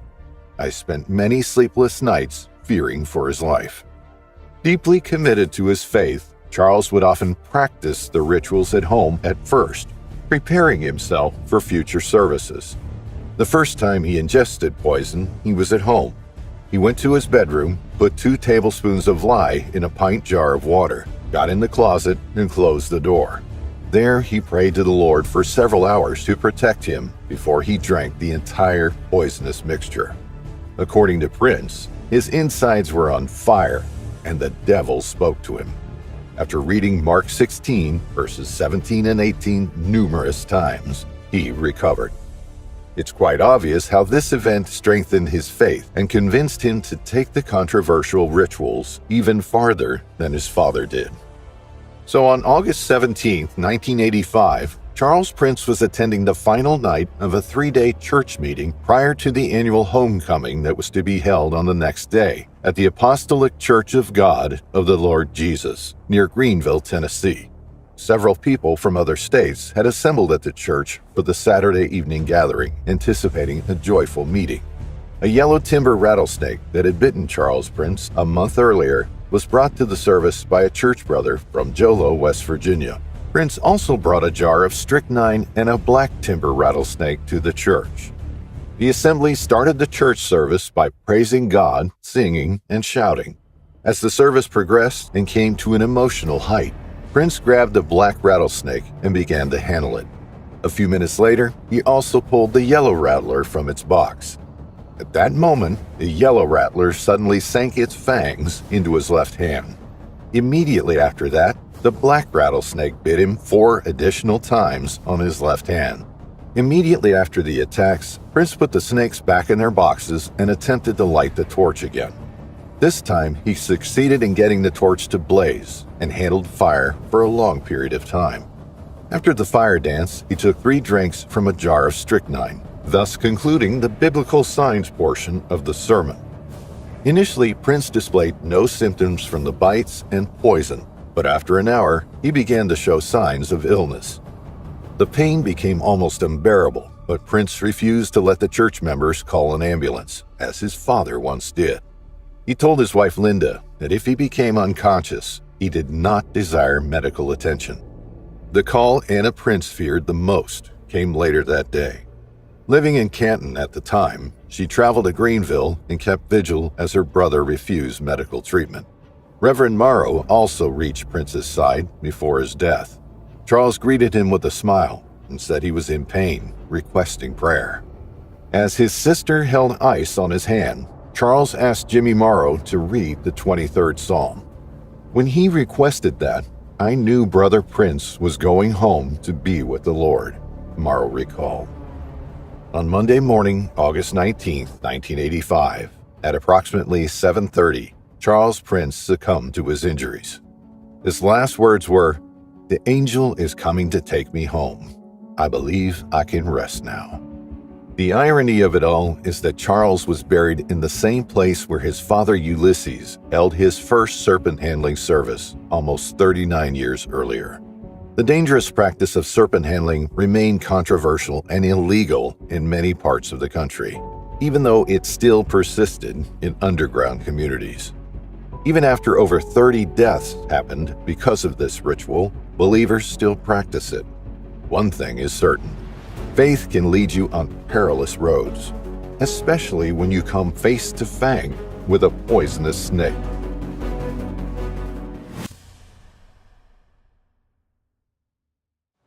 James Henry, a 60-year-old man from Kigoma, Tanzania, made a name for himself due to his extraordinary ability to catch some of the most venomous snakes and occasionally play with them in order to attract an audience. You see, James was a talented snake whisperer who dabbled from time to time in snake charming. He was a showman, and he would have done anything if that would have raised him to fame. Snake charming is the practice of appearing to hypnotize a snake, often a cobra, by playing and waving around an instrument called a pungi. A typical performance may also include handling the snakes or performing other seemingly dangerous acts, as well as other street performance staples like juggling and sleight of hand. During a performance, snake charmers may take a number of precautions. The charmer typically sits out of biting range, and the snake is usually sluggish due to starvation or dehydration and is reluctant to attack anyway. More drastic means of protection include removing the reptile's fangs or venom glands, drugging the snake, or even sewing the snake's mouth shut. The 60-year-old man had never resorted to these types of drastic actions in his performances because he knew how to interact with the snakes and how to keep them from biting him. This mindset convinced him that he could do another fascinating performance, but it would turn out to be his last. On a March day back in 2022, James Henry was called to remove 2 large cobras that had made their way to a village in the area of Kigoma. Known as the local snake catcher, Henry couldn't let his community down. So he gathered his equipment, got into his car, and drove to the location, thinking this was an easy, fast job. For some people, snakes embody fear and danger. But for James, who had lived all of his life surrounded by slithering companions, snakes were just another reptile. Arriving at the scene, James met the culprits. The 2 cobras were majestic. Even the villagers gathered around to watch the reptiles, and most importantly, watch how James handled them.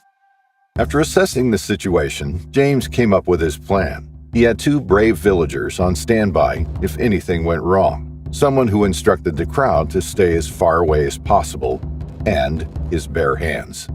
Before he could take his first steps toward the reptiles, one of them hissed and got into defensive mode. The crowd went crazy. Gasps were heard from every direction. People started whispering, and some even ran away back to the safety of their homes. The annoyed cobra displayed more violent behavior.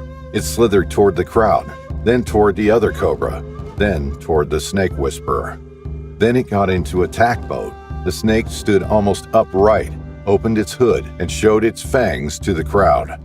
Before it could attack anyone, James, in a brave leap, caught the cobra and decided then and there that it wasn't possible to safely remove it from the area.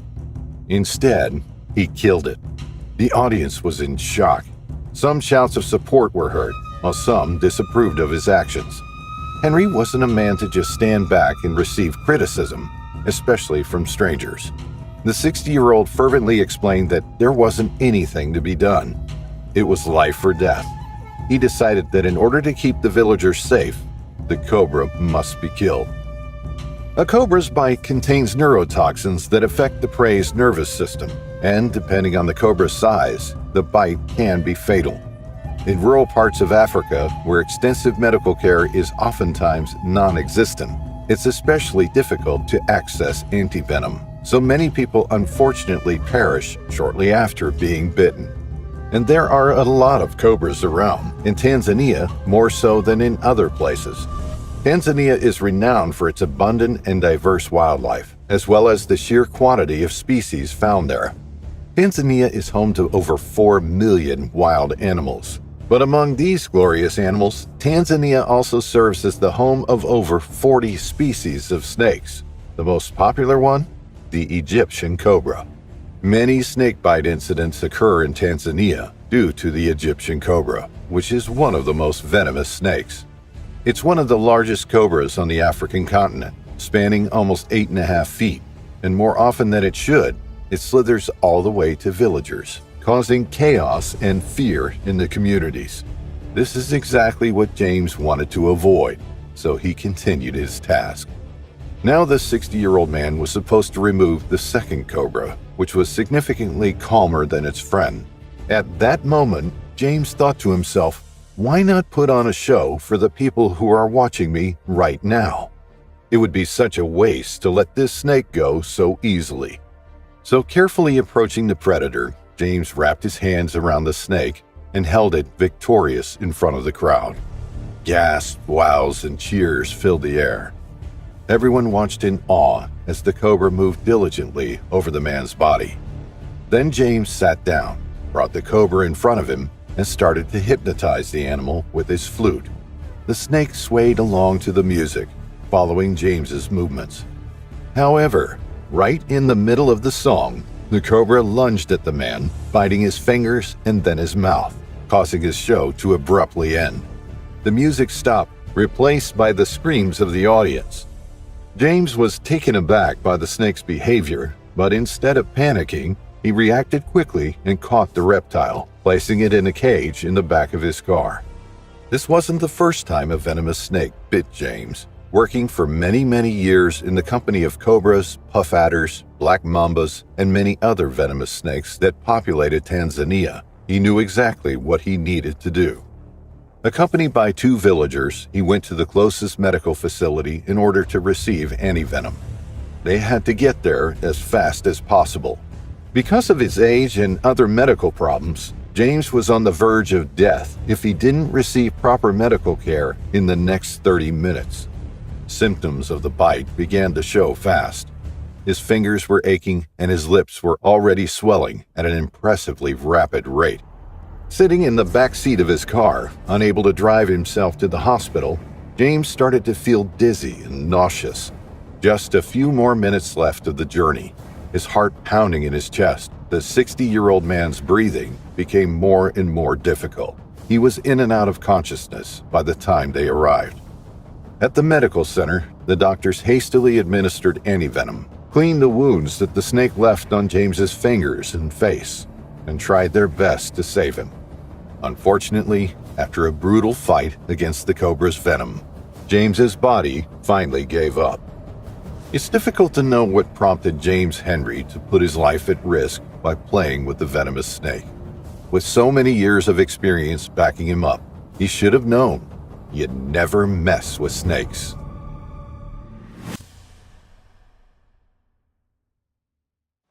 Pastor Mack Randall Wolford hailed from McDowell County in West Virginia and belonged to the Full Gospel Apostolic House of the Lord Jesus in Matoaka. It was one of the few remaining Appalachian Pentecostal sects called Sign Followers.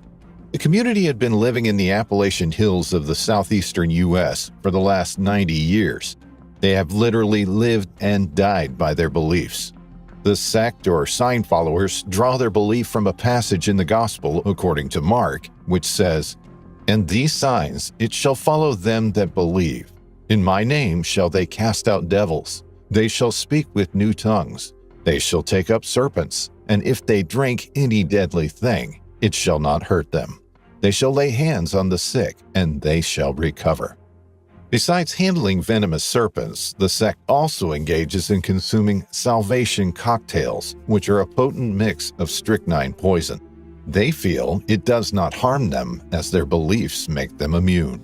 Serpent handling has been banned in all but 2 southern states. However, it's still practiced by the Appalachian community, with handlers and the faithful refusing treatment when bitten, saying it's all part of God's plan.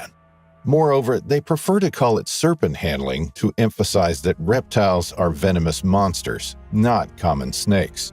Amazingly, there have been less than 100 confirmed deaths in the history of the sect, but Pastor Wolford's turned out to be the most shocking. It was the day after the pastor's 44th birthday, and he chose to celebrate the way he loved best, preaching to his congregation, snake in hand. Pastor Wolford had handled snakes before. It wasn't his first time.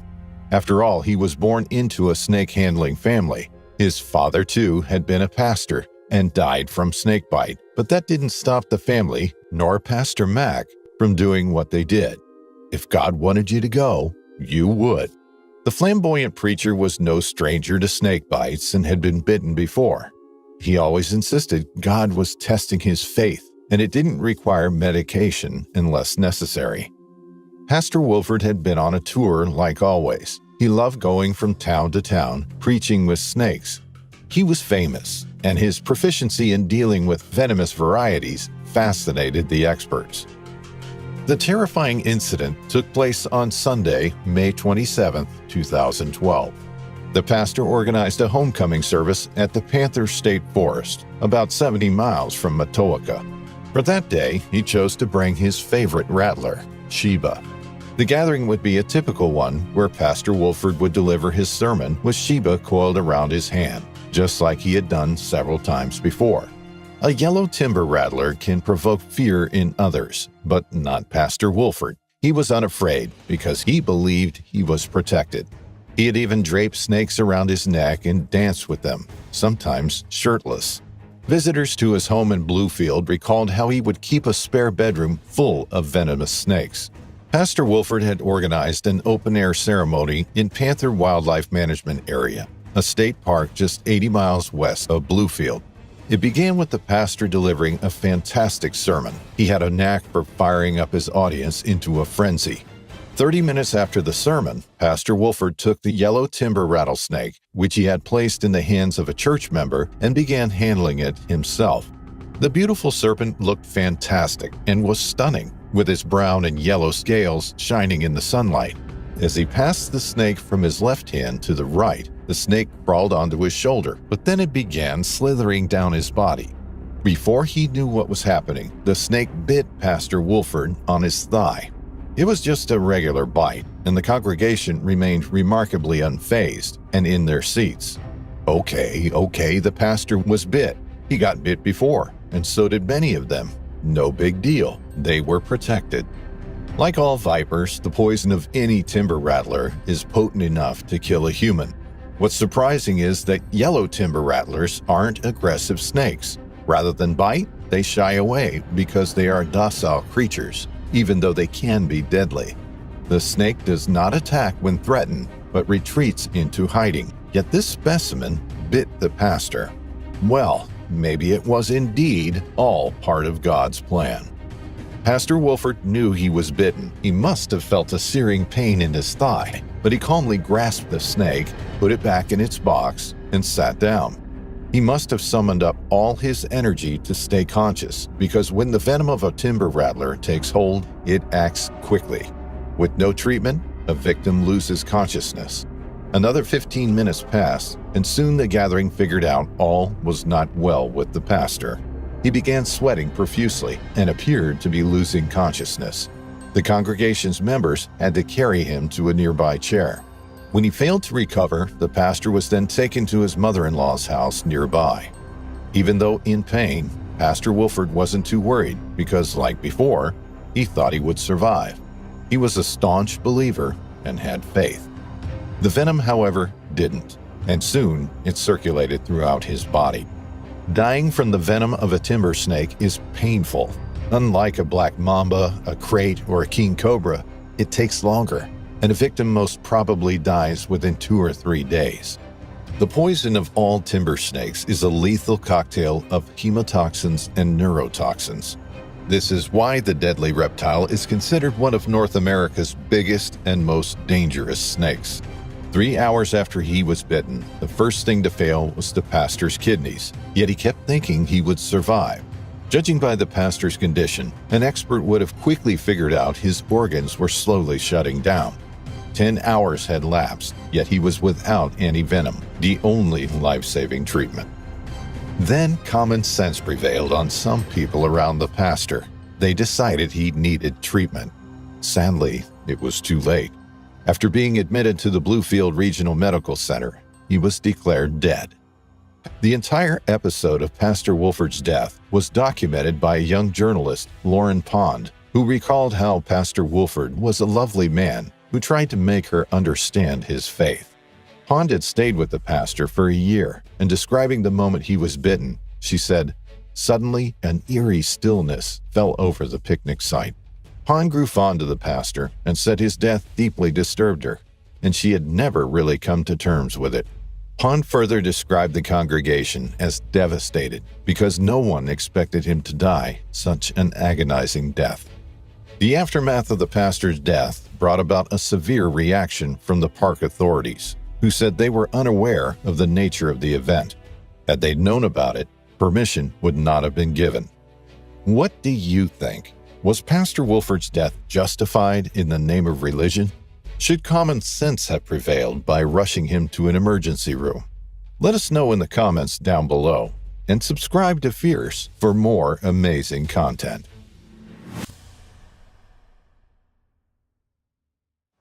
It was early morning, September 11th, 2001.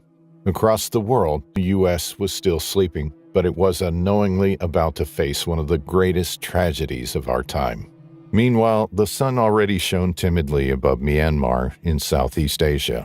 A group of scientists were having a quick respite before venturing back into the mountainous jungles.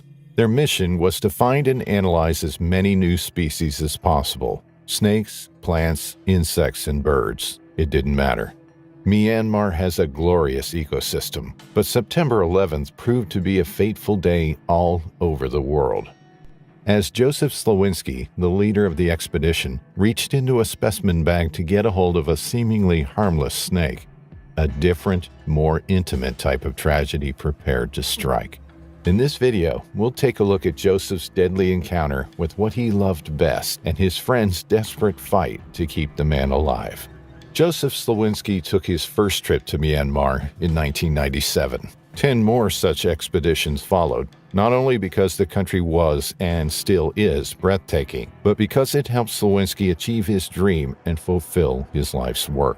Joseph was a renowned herpetologist, a scientist studying amphibians and reptiles. In 2001, at 38 years old, the man was already extraordinarily accomplished, having published over 40 peer-reviewed articles and 1 book.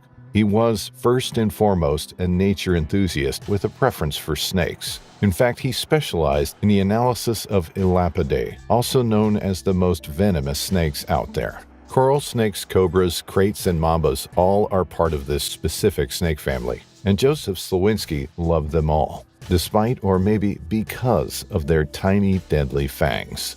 The 38-year-old scientist had always been enamored with cold-blooded, scaly animals. While many people find themselves disgusted and terrified by the creatures, Joseph thought of snakes as beautiful and fascinating. Still, he was plenty aware of how dangerous they were. While he was never careless in handling the slithering beasts, the herpetologist knew very well even the smallest bite could prove fatal. He loved snakes all the same. His obsession with the animals started when he was quite young. Other kids might have preferred kittens, but little Joseph Slowinski was more interested in reptiles. He began catching frogs and small snakes when he was 5, and he was bitten by a rattlesnake in Nebraska when he was 15.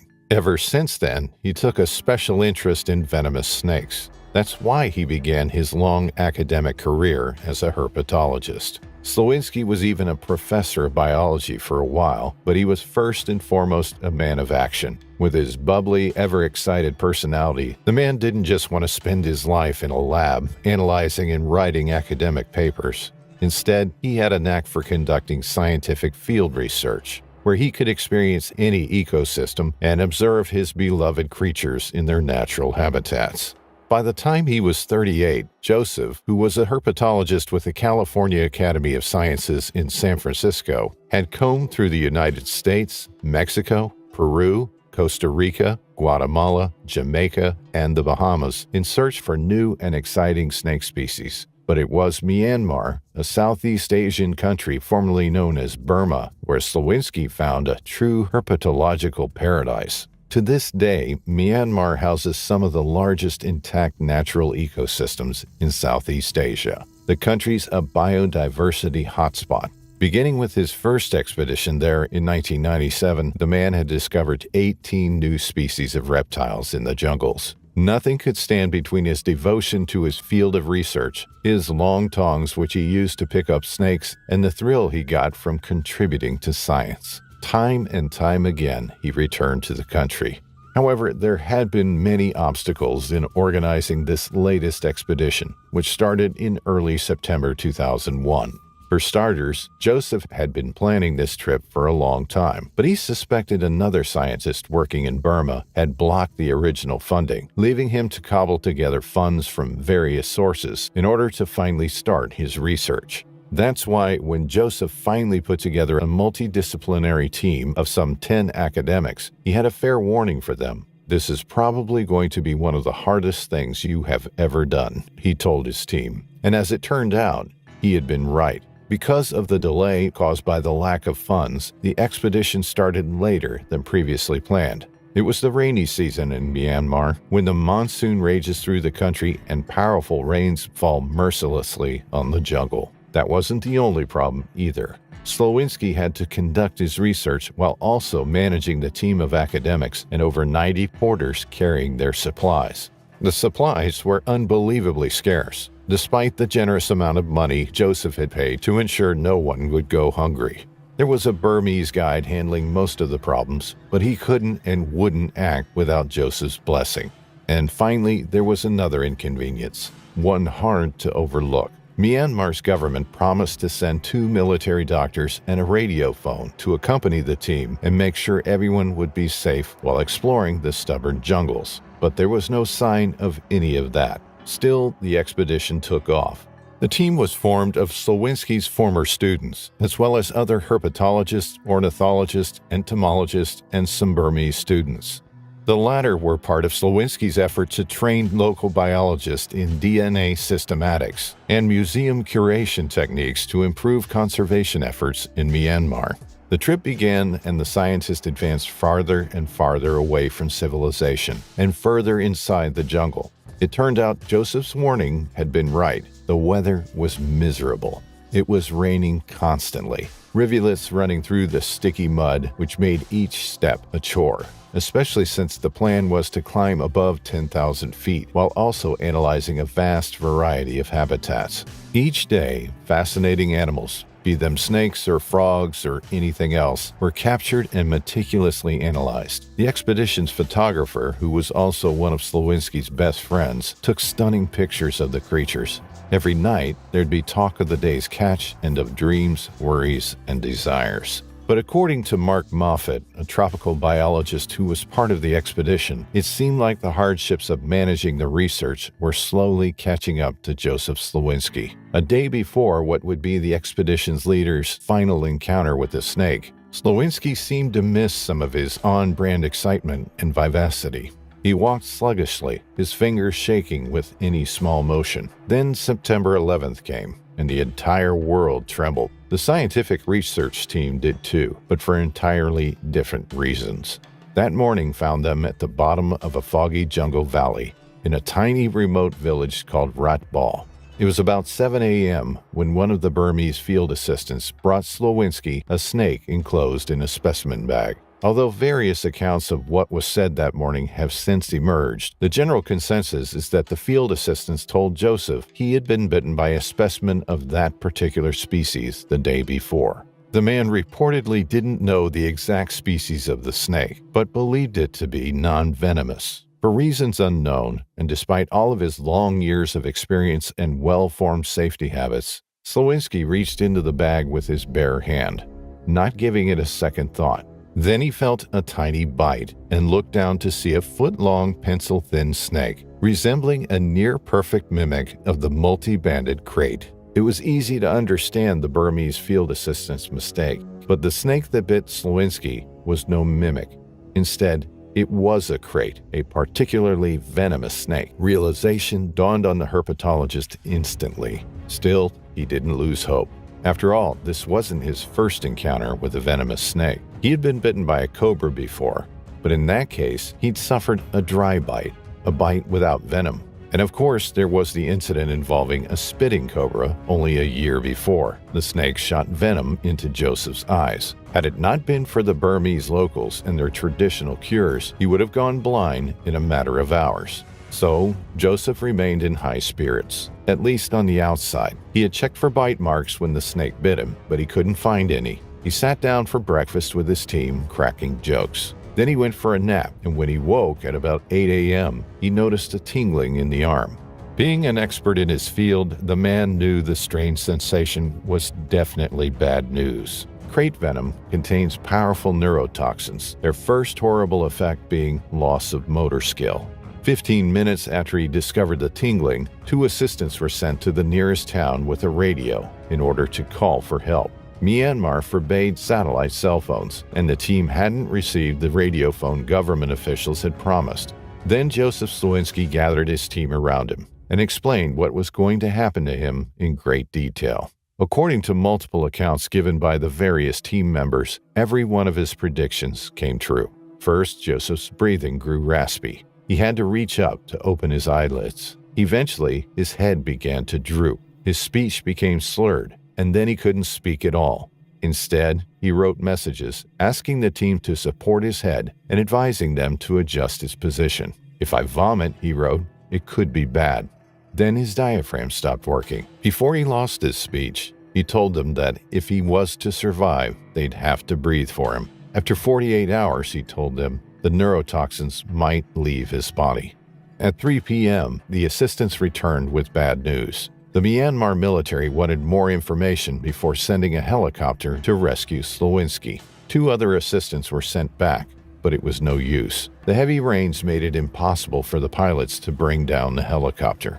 They gave up. Soldiers and a doctor arrived on foot, but the respirator they brought along was old, and no one could get it to work. Instead, in an amazing display of humanity, the team took turns throughout the night to breathe for their mentor. They did so for 26 hours. The following day, on September 12th at around 12:25, Joseph Slowinski's pulse was gone.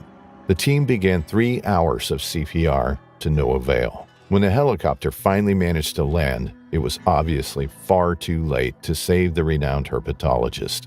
His body was cremated as requested by his family, and his ashes were flown back to San Francisco. To those who were around him during his final hours, finding out about 9/11 was both strange and painful. 2 different tragedies had struck at the same time, leaving their world emptier. Joseph Slowinski's death was heartbreaking to the entire scientific community. He's still remembered for his discoveries and devotion. But those who knew him always bring up his devotion and his enthusiasm.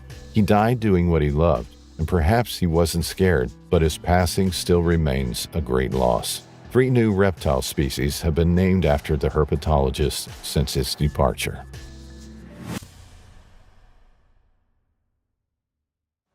Elliot Senseman from Pennsylvania loved snakes and did everything he could to rescue and rehabilitate them. It was ironic that he died from one of the most awful circumstances.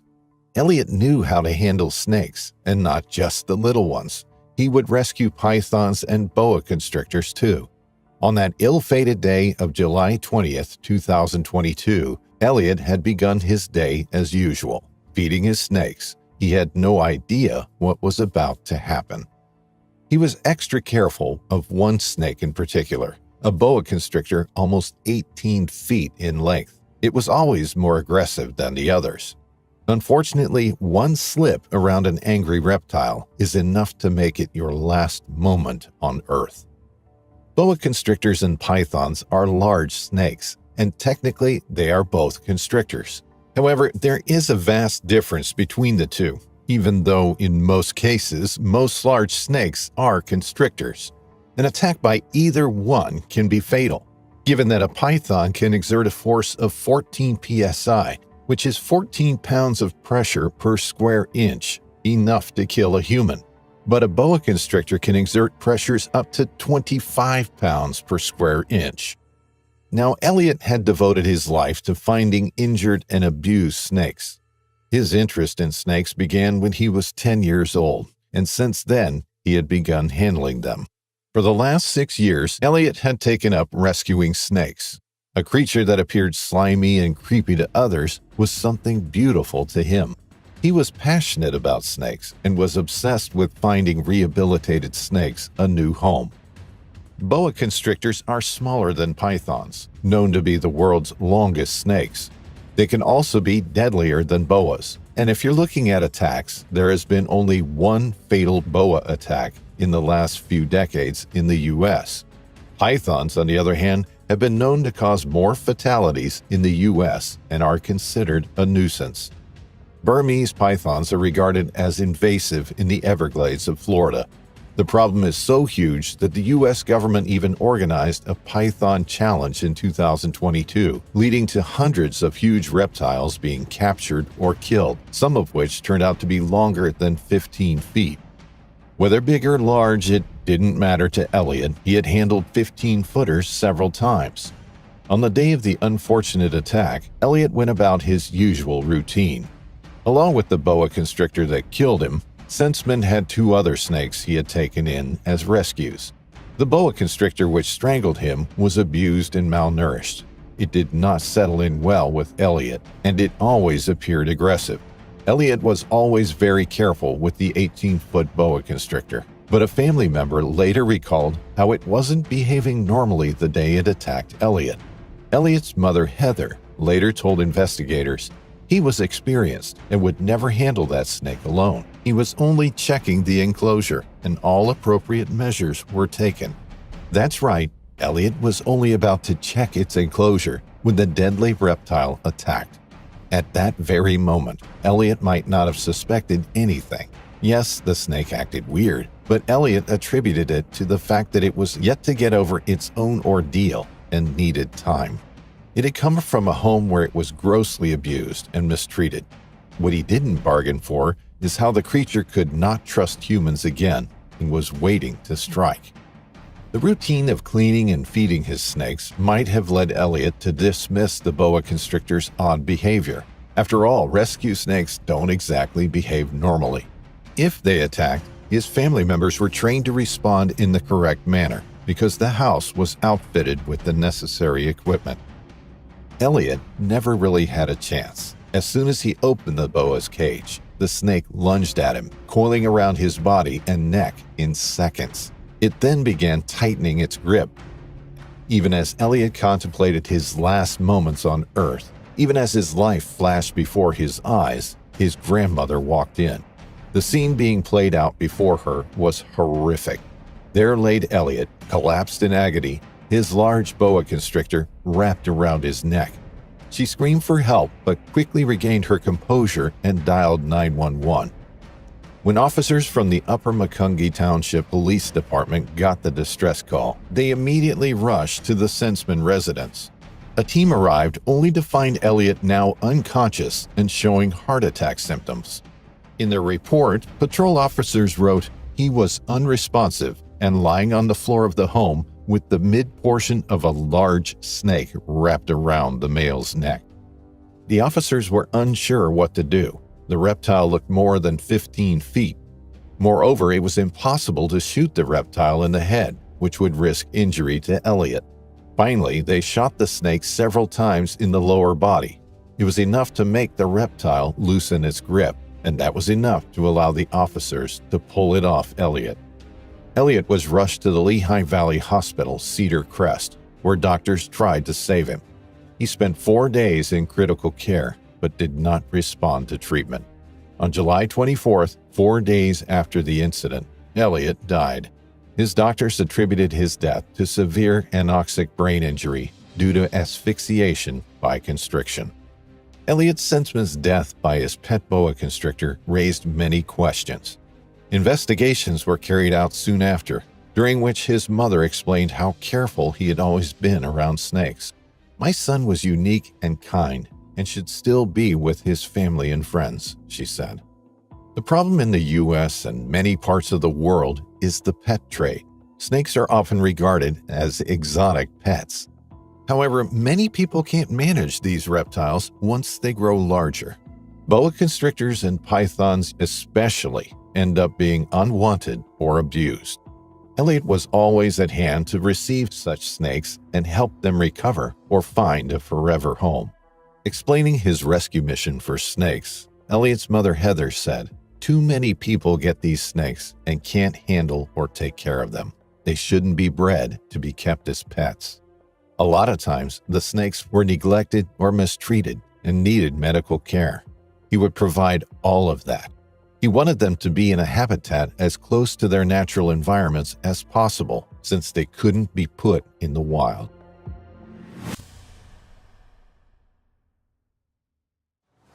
In 2019, in Oxford, Indiana, there was a house that no one lived in on North Dan Patch Drive. But that's not to say that it was uninhabited. In fact, it had the most inhabitants in the entire block. It was home to 140 snakes. They were all different shapes, sizes, and species, and the majority of them were owned by Benton County Sheriff Don Munson.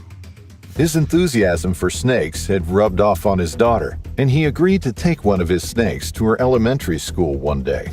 The snake he chose to take was Simba, a beautiful reticulated python who was 13 feet or 4 meters long and weighed 45 pounds or 20 kilograms. The children were in awe of the large reptile and were eager to stroke its smooth, shiny skin. He was a hit with the school and the principal, and at the time, Don said he had 52 snakes in his garage. He was breeding them to sell. It wasn't long before their numbers grew. Don owned a house that was full of snakes, and he had purposefully kitted it out to hold his huge collection of reptiles. He lived in the house next door, which meant he was able to regularly check on them.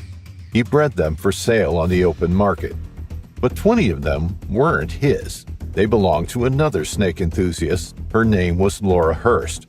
She was a 36-year-old mother of 2. Laura grew up on the family's cattle farm. She loved the outdoors. She loved riding motorcycles, spending weekends on the river, and most of all, rescuing and rehabilitating snakes. It was a passion of hers, and being able to house her pet snakes at Don Munson's property was an ideal arrangement. She lived just 20 minutes away and checked on them twice a week. Laura's friends were aware of her love for snakes, and once she brought one into work, much to the delight of her colleagues. The snake's house was a single-story building, a dark blue painted bungalow with a garage on one end. Inside, there were hundreds of cages and tanks for the snakes. The conditions they were kept in were in accordance with the law, but Don had never registered his snake breeding business with local authorities, and this could have proved illegal. No signs were in place to warn visitors of the snakes within the premises, and so nobody knew what was in there except for Don's family and Laura. That was until disaster struck.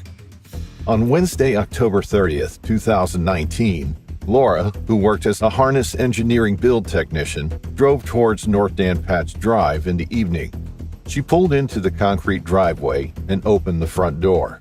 She inspected the tanks and cages and fed her snakes. Then she took out one of Don's snakes. It was a reticulated python, 8 feet or 2.5 meters in length. Carefully, she lifted the reptile out of its tank. Its tongue flicked in and out of its closed mouth. Its body was cool to the touch. The skin was beautifully patterned and silky smooth. Laura sat down with it as it crawled over her legs, inspecting the room they were in, its slender yet muscular body pulling it along the floor. Reticulated pythons are native to South and Southeast Asia. They are popular within the pet industry as they are relatively easy to keep in captivity. They can grow up to 20 feet or 6 meters long and weigh up to 165 pounds or 75 kilograms. In the wild, they typically feed on mammals such as rodents, primates, pigs, and deer. They are not venomous. Instead, they kill their prey by constriction. They are ambush predators, lying in wait for an unsuspecting animal to come along. Then they use their super-fast reactions to strike, capturing the animal in its jaws before wrapping its body around it and squeezing it to death. In Indonesia, they are becoming a problem, particularly for people living in rural communities. Due to the fragmentation of their habitats, largely from deforestation to make way for oil palm plantations, the reticulated pythons have to travel across farmland in search for food. Workers in the fields have been targeted recently, and their colleagues or families find them sometimes wrapped in the coils of the snakes, or sometimes, shockingly, inside the snake itself once it has swallowed them whole. But despite the dangers these animals pose to humans, snake lovers the world over still handle them and enjoy doing so. Laura picked the huge python up off the floor and put it back in its tank. It was heavy. She lifted it up onto her shoulders and began walking back towards the open tank. But as she did so, the snake tightened its grip around her neck. Laura pulled at it slightly to loosen it, but the more she pulled, the more the snake tightened. It was incredibly strong, and Laura tried to move her head out from underneath it, but there was no room. Within a split second, the snake had coiled so tightly around Laura's neck that she couldn't free herself. She felt the pressure in her face rise as it squeezed tighter and tighter, its muscles constricting. Laura tried to twist its head, but she couldn't reach it. She clawed at its skin as the blood supply to her head was cut off from the rest of her body. The snake barely moved. Its unblinking eyes were fixed. Its shiny skin pooled around Laura's neck. She began to struggle to breathe. Her lips turned blue and her eyes bulged, and she knew she was in serious trouble. She couldn't scream. She couldn't reach her phone. Things were happening too fast, and within minutes, she felt herself become dizzy from lack of oxygen and blood supply to the brain. She knew she was about to pass out. Seconds later, she fell to the floor. The snake continued to asphyxiate her, even though she now lay motionless and unresponsive on the ground.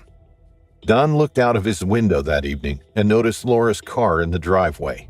He knew she usually checked the snakes on a Wednesday evening, and so he decided to pop over and see how she was doing. He opened the front door and called out to her. There was no reply. He walked through the menagerie and past the open tank. Then he stepped into the next room. There, lying on the floor, was Laura, and still wrapped around her neck was the 8-foot-long python. Don rushed to her side. The snake was wrapped loosely around Laura's neck, and so he pulled it off easily. He immediately called emergency services. When they arrived, they tried to revive Laura, but tragically, she was gone. Naturally, Don was in the firing line following Laura's death. What was he doing with so many snakes in his home? Did he have the necessary paperwork to legally house them all? It seems the licensing surrounding keeping reptiles in Indiana wasn't all that clear. The Indiana Department of Natural Resources doesn't regulate reticulated pythons because they are not a native species. They do, however, regulate venomous snakes and those that are considered endangered. But seeing as reticulated pythons are none of these, they do not require permits. Since 1978, there have been 18 known deaths by constricting snakes within the U.S.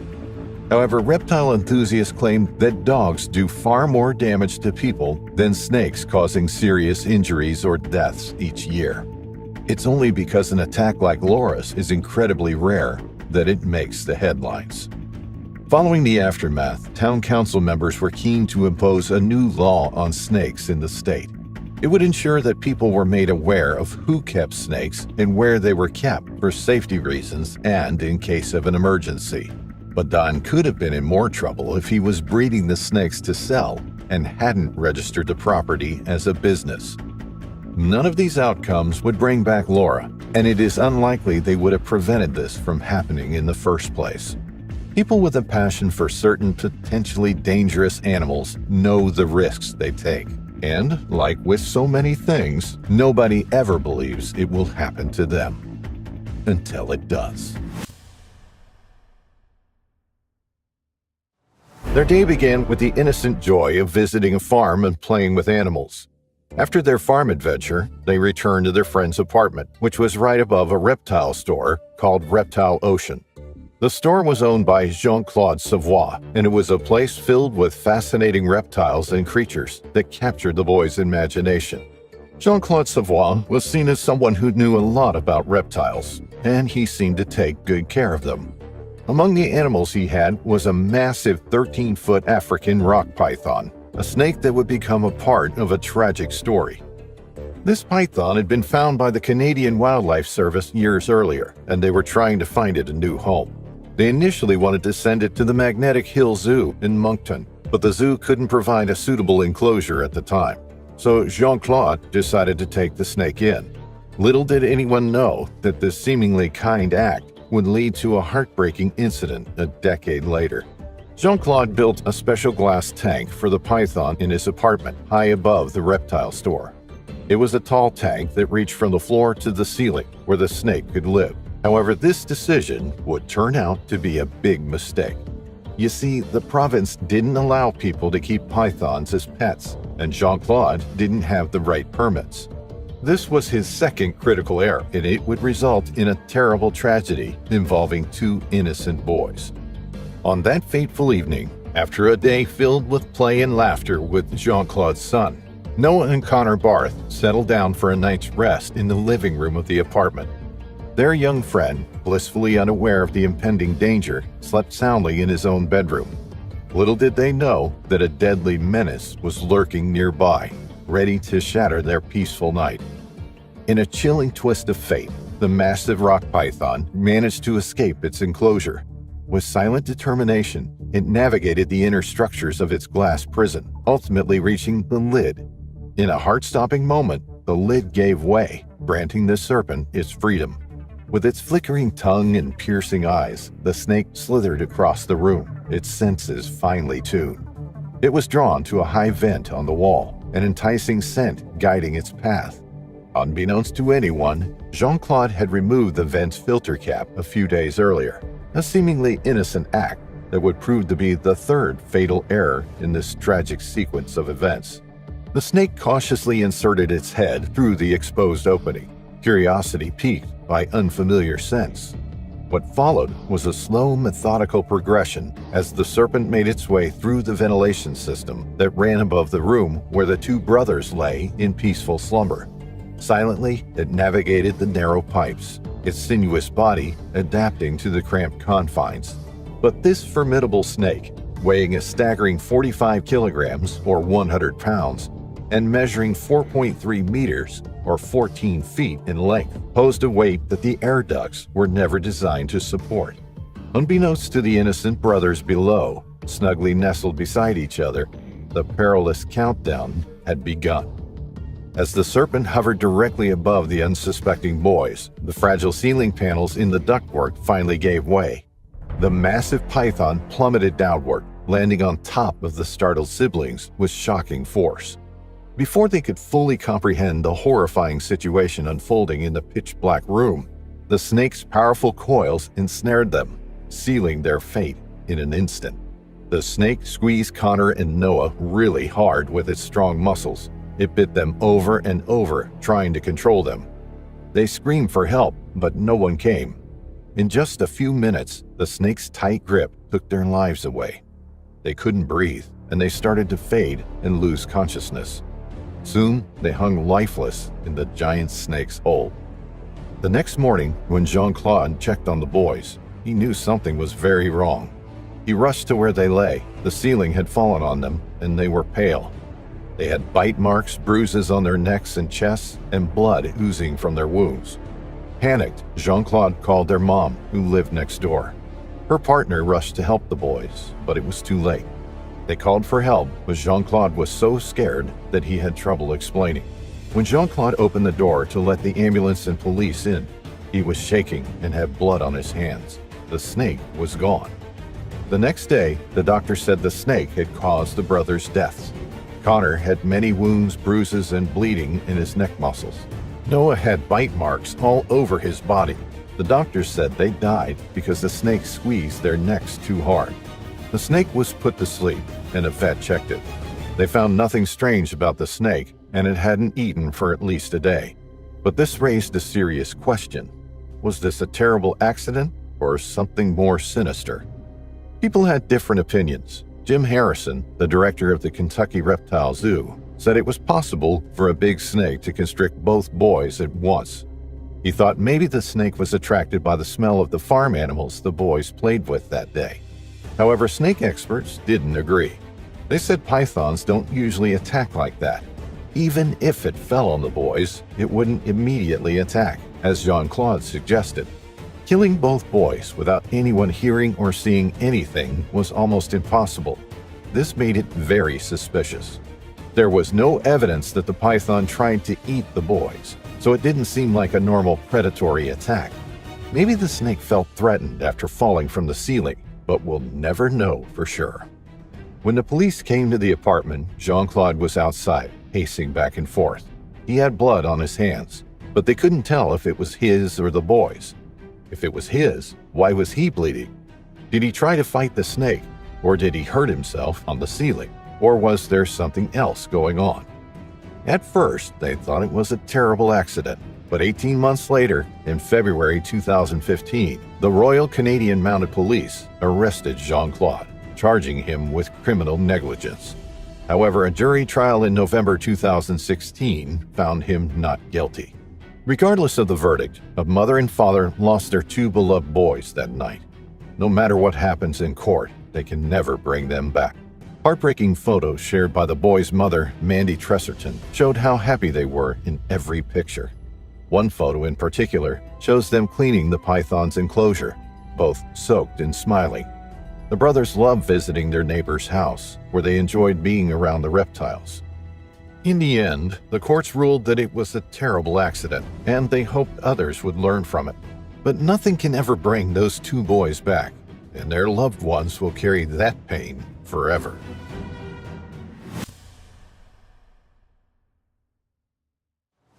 Dan Brandon was more than a snake enthusiast. He was a true herpetologist with an unbridled love for these fascinating creatures. Nestled in his Hampshire, England bedroom, he harbored not just a collection, but a genuine passion for his 10 snakes and 12 tarantulas. These animals weren't mere showpieces. They were his heart's delight. His fascination with reptiles took root at the tender age of 10, watching documentaries that held him spellbound. By 15, he welcomed his first snake into his life, and from there, his bedroom sanctuary evolved into a thriving menagerie. Despite the abundance of creatures, Dan cared for each one meticulously. Their tanks were state-of-the-art, and he fed them only the finest fare. Occasionally, he let them explore his bedroom, showcasing his expertise in herpetology. Among his beloved pets, Tiny held a special place in his heart. This 2.4-meter African rock python was a giant among snakes, capable of growing up to 4 meters or even more. Native to sub-Saharan Africa, these non-venomous behemoths typically feasted on everything from rodents and birds to monkeys, warthogs, antelopes, and yes, even crocodiles in the wild. To Dan, Tiny was like his baby, and he treated her that way. When he first got her, she could fit right in his hand. But as time passed, she grew and grew, and she eventually reached a whopping 8 feet in length, all muscle. Pythons don't just constrict anything they see. It takes a lot of effort, and they typically do it when they're planning to have a meal. They're pretty smart, and they can sense when the animal's heart stops, and that's when they loosen their grip. As Tiny grew in both girth and length, Dan couldn't help but notice her increasing strength. He had to change the way he handled her. Gone were the days of casually draping her around his neck like he did with his other snakes. It was just too risky. Although Tiny wasn't the type to squeeze him out of aggression, she sometimes wrapped herself around him, seeking warmth and comfort. But Dan knew better than to let her do that. He realized that if she ever coiled around him too tightly, he'd have to start peeling her off, starting with her tail. The potential danger was just too great. Then came that fateful day on August 25, 2017. Dan had just returned home from work. He worked as a landscaper. His usual routine was to head straight upstairs to change before coming back down. But on this evening, everything changed. Shortly after he went upstairs, there was an ominous thud that echoed through the house. Strangely, there were no cries or shouts from Dan afterward, which raised alarm bells for his parents. His dad decided to investigate. The details of the incident remain somewhat unclear, but it appears that Dan was handling Tiny as he normally did. He had draped her across his shoulders, and he lovingly stroked her silky smooth skin. Tiny, with her flickering tongue tasting the air, started to grip him a little tighter. Sensing potential danger, Dan began to gently pull her off. Then, for reasons unknown, Tiny suddenly coiled her muscular body around Dan. 8 feet of pure snake power pressed tightly against his body, crushing his blood vessels and restricting oxygen to his brain. In mere seconds, Dan began to feel faint, like he was about to pass out. And then it happened. The world plunged into darkness, and Dan slumped to the floor. Startled by the fall, Tiny quickly released her grip and slithered off. She found a corner of the room and curled up, leaving behind a scene of shock and terror. When Dan's dad cautiously pushed open the bedroom door and took in the alarming scene, his heart sank. There lay Dan, sprawled face down on the floor, and Tiny, his cherished python, was conspicuously absent from her tank. Panic seized him as he bellowed for Dan's mother to dial emergency services. She raced upstairs, joining the frantic effort to revive their son. But Dan remained unresponsive.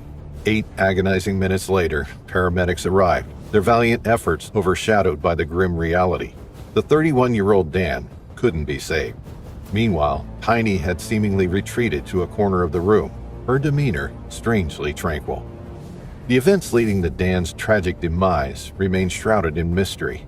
The coroner's examination pointed to asphyxiation by the snake, but the hows and whys remained elusive. Oddly, there were no telltale marks around Dan's neck or chest. No bruises, no signs of trauma. However, snake expert and Professor Scott Boback brought a new perspective to the table. He challenged the conventional wisdom, asserting that constrictors like Tiny typically didn't dispatch their prey through asphyxiation. Rather, it was more often attributed to cardiac arrest. The 8-foot-long python, Boback explained, could swiftly restrict blood flow to Dan's brain, plunging him into unconsciousness and triggering cardiac arrest due to lack of oxygen and blood flow to the heart. As the investigation deepened, another snake expert and veterinarian named John Cooper joined the fray. His focus, Tiny's recently shed skin. A careful examination revealed no signs of struggle from Dan, no telltale fingernail marks hinting at a desperate fight for his life. With a cautious hand, John moved to gently lift Tiny and return her to the confines of her tank. But Tiny, still as spirited as ever, struck out defensively. It begged the question, could this seemingly unassuming python be responsible for Dan's untimely demise? The coroner, however, was hesitant to pin the blame on Tiny's aggression. Dan bore no bite marks on his body, a conspicuous absence if the snake had indeed launched a predatory assault, clamping her jaws onto him while constricting, which would typically leave a clear bite mark. The prevailing theory was that Tiny might have been displaying an eerie form of affection toward her owner. Yet reptiles aren't known to express affection as conventional pets do. Pythons, considered somewhat unpredictable, can develop bonds with their handlers, though distinct from the human-dog or human-cat connections. If not in a predatory mood, pythons might tighten their grip if they perceive a threat. A sudden movement by Dan, for instance, might have prompted Tiny's instinctual response, much like how they tighten their coils when a tree sways or a branch snaps in the wild, preventing a fall. Could it be that Tiny, if only momentarily, felt insecure and unwittingly hugged her beloved owner to the brink of death? There were faint signs of a rib fracture on one of Dan's ribs, possibly from Tiny's coiling. Months later, Dan's parents, struggling to manage the ever-growing python, made a poignant choice. Unable to put Tiny down despite her suspected involvement in their son's death, they decided to rehome her.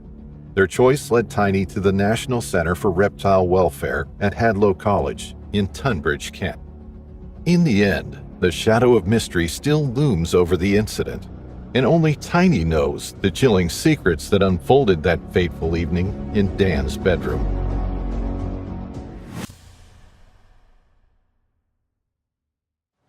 Donnie Morrison was remembered by his classmates as a cheeky boy who was always the joker at school. Now at 68 years old, his former classmates could see that he hadn't changed a bit. A reunion had brought the men and women together 60 years later. They had lived a lifetime apart, but it also felt like just yesterday that some of them were sitting in the classrooms and walking the school grounds as they were now. Donnie was attending Coomalla State School's 100th anniversary, along with hundreds of other people. He had fond memories of the place and was among many former pupils to attend the celebratory event. It took place on September 9, 2023.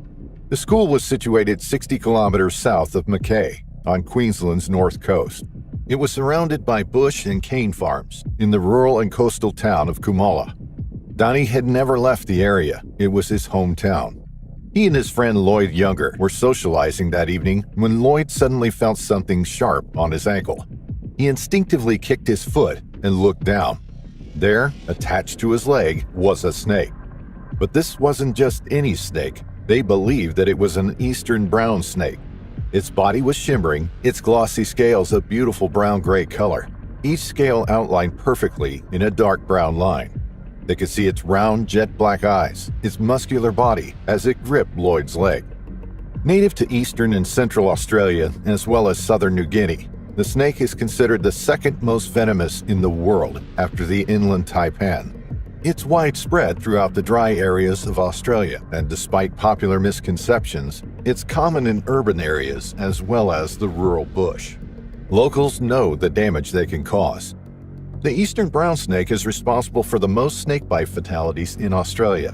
Donnie knew he had to act fast to save his friend. With little regard for his own safety, he leapt into action. Talking to his friend to keep him calm, he slowly bent down closer to the snake. Lloyd was starting to panic as he knew the dangers from the eastern brown snake, but having his friend there was reassuring. Carefully, Donnie brought his hands around the back of the snake. When they were hovering just inches from the coiled reptile, he made a grab for it. But in the dusky light of the evening, he misjudged the movement of the snake's head, and it spotted Donnie's hands coming for it. The snakes are lightning fast, striking at 2 meters per second. Although this was a relatively slow strike speed for a snake, it was quick enough to catch Donnie. In a split second, it released its grip on Lloyd and whipped around. It bit down on Donnie's arm, and he let out a cry. But with the other hand, he managed to seize the reptile. He held firmly onto its long body. He could feel the power of its muscles in his hand. He rushed over to the edge of the lawn, carrying the writhing, wriggling snake with him. He wanted to get it as far away from the guest as possible. He held it out at arm's length whilst it struck at him repeatedly. He managed to avoid the strikes each time as he arched his body away from the deadly blows, but then it caught him once more on the chest before Donnie flung it into the undergrowth, away from others at the party. He instinctively rubbed his chest where the snake had delivered its bite. He turned around to see the celebration still going on the school field. He could hear the chatter of the crowd. He could see the familiar faces of his former classmates, and he walked back over. But he began to feel faint. He staggered back to Lloyd and collapsed on the ground by his feet. Those who saw him drop to the floor rushed to his side. Donnie clutched his chest. He could feel the venom surging through his bloodstream, his heart pumping the toxic substance to every corner of his body. His head was pounding. Sweat dripped from his brow. While 3 milligrams of the eastern brown snake's venom are enough to kill a man, the population of snakes in Queensland are known to produce 3 times that amount when they strike their prey. Donnie was in serious trouble. Anti-venom for the eastern brown snake has been around since 1956 and is effective at treating the victim, but that requires them to get to a medical center before their body gives in. Donnie was struggling to breathe. His breath came in short, sharp bursts. His chest felt like it was being squeezed, like a huge weight was pushing down on him. His vision became blurry, and he succumbed to the bite. Those by his side immediately rolled him on his back and began performing CPR. It was an immensely stressful scene for those who witnessed it.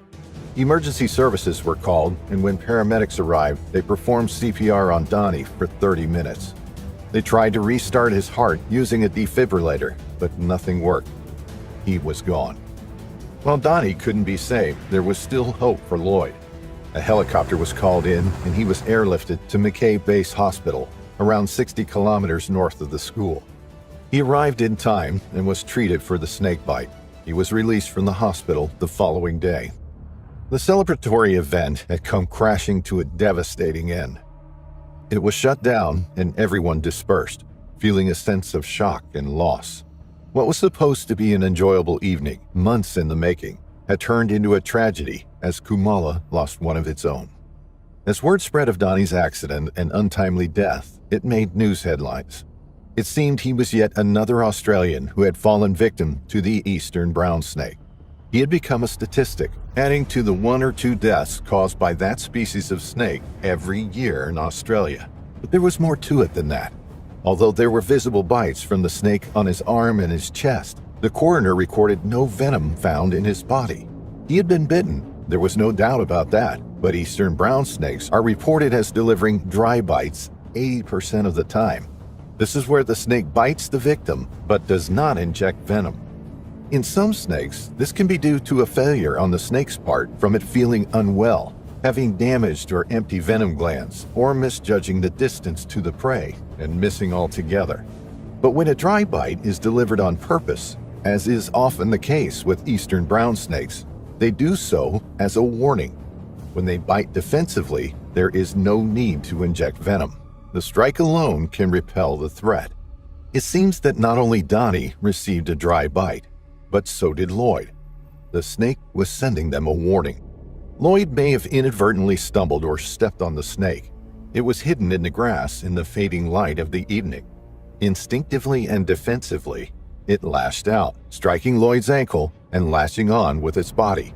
It wasn't trying to capture any prey, and it wasn't acting aggressively, so there was no need for the use of venom.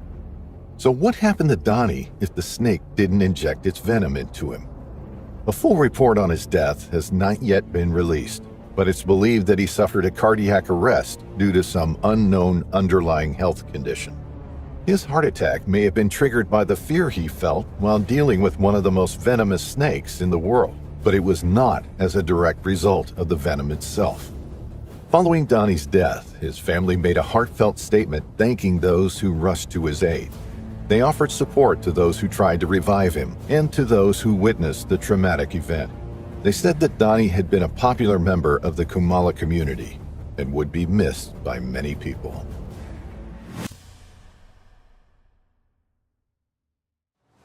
The long holiday weekend in May was something Oliver Baker and his family were looking forward to. It was a chance to relax at their holiday home at Alabama's Lewis Smith Lake. They had also recently bought a puppy who joined them on their trip. Oliver worked in water quality control for the city of Northport in Alabama. He had grown up in the Birmingham area and remained relatively local ever since. At 52 years old, he was much loved by all who knew him. He always went out of his way to make people feel welcome or to help somebody in need. He was a role model for his two young sons. While the family was inside their Smith Lake house in Walker County, Oliver opened the back door and stepped outside onto the stone patio. Their holiday home looked out over Smith Lake, which is a reservoir and the largest lake in Alabama. It's also considered one of the cleanest lakes with a rich diversity of wildlife. Deer, fox, raccoons, groundhogs, and chipmunks all frequent the surrounding woodland, and so do copperhead snakes. The copperhead is common and widespread across eastern North America. It's a species of pit viper, a venomous snake that possesses a pit organ, which allows the snakes to see in infrared. They can detect their prey in even the darkest of places. The heat radiated from the animal's body is a dead giveaway. Nothing they can do will stop the copperhead from sensing their whereabouts and homing in on their prey. Despite their venom and their infrared detecting abilities, copperheads are rarely dangerous to humans. The bites can be painful, but the venom is the least potent of all pit vipers, with a lethal dose being around 100 milligrams. It usually causes swelling at the site and intense throbbing and nausea, but is rarely fatal unless the person suffers an allergic reaction. They can control the amount of venom they inject at the time of a strike. Sometimes they don't inject any venom at all, known as a dry bite. These bites, as well as low-dose bites, serve as a warning to potential threats.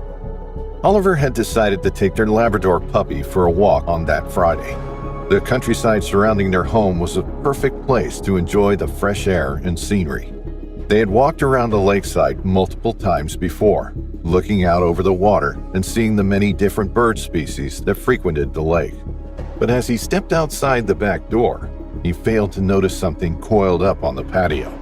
It was a copperhead, camouflaged against the stone. Oliver looked out over the lake, not watching where he was putting his feet.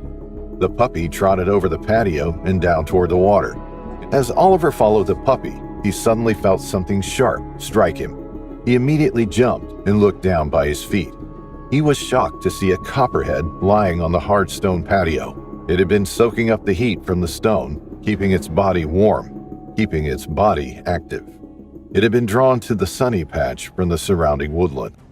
The pain from the strike immediately began searing around the bite site. Oliver quickly rushed indoors and called out to his family. he instantly felt an intense burning sensation and an incredible throbbing that radiated throughout his body. The pain was indescribable.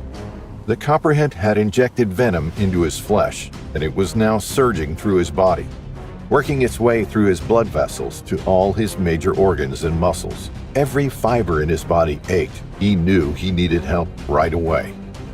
Oliver's family came rushing to his aid. He told them that he had been bitten by a copperhead snake. He had identified it correctly, and one of his sons ran outside to the patio. There, still coiled up in the corner, was the coppery brown snake. It eyed Oliver's son, its head raised off its coils as its forked tongue flicked in and out of its mouth, smelling the air, sensing for danger. His son ran back inside and back to his father's side. Within a couple of minutes, Oliver was clutching his chest and having difficulty breathing. This was not a normal reaction. He was having a very severe reaction to the snake bite. His wife called the emergency services, and then Oliver collapsed on the floor of their home. He stopped breathing. Immediately, the family began CPR on him. Most people who are bitten by copperheads live to tell the tale. They aren't typically aggressive snakes and only strike people when they feel threatened and defensive. If somebody steps on or near them, then they are most likely to strike. Although nobody knows for sure, this is what likely happened to Oliver. Their bites are notoriously painful, and sometimes people can lose a finger or toe if that's where the snake has bitten them. If there are concerning symptoms, then it's always advised to seek medical attention. Anti-venom can be very costly in the U.S. if the victim doesn't have medical insurance. Incredibly, a single vial can cost upwards of $11,000, with a typical patient initially requiring between 4 and 6 vials. But around 50% of copperhead bites are dry or inject minimal venom, not requiring any medical treatment. But Oliver hadn't received a dry bite, and there wasn't any anti-venom on hand. It had been less than a few minutes since the bite, and Oliver had lost consciousness. He lay unresponsive on the floor while his family continued to breathe for him. Finally, the paramedics showed up, and his 2 young sons and wife watched on helplessly as he was driven away in an ambulance.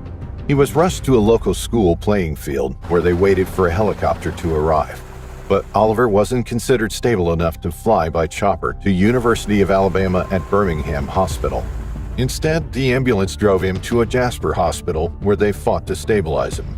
Finally, the decision was made to airlift him to Huntsville because there weren't any available beds at the hospital. He remained in critical condition over the weekend. It was touch and go whether he would make it. His family just had to hope and pray that he would pull through. But his organs began shutting down, and despite doctors' best efforts, he began losing the fight. In a tragic turn of events, he died in Huntsville Hospital 3 days later on Memorial Day. He never regained consciousness after the snake bite. Oliver's death was a huge shock for the family. What had begun as an enjoyable trip for the holiday weekend had ended in tragedy. Oliver had otherwise been fit and well, and copperhead bites aren't usually considered fatal. Tragically, Oliver had suffered an extreme allergic reaction to the snake venom. He had succumbed to the bite within minutes, his body shutting down after experiencing anaphylactic shock. Between 7,000 and 8,000 people are bitten by snakes every year in the United States. Most of those are survivable, with just 5 people dying from them. Although the copperhead is the snake that tends to bite the most people, around 95% of the snakebite fatalities in the U.S. are caused by rattlesnakes.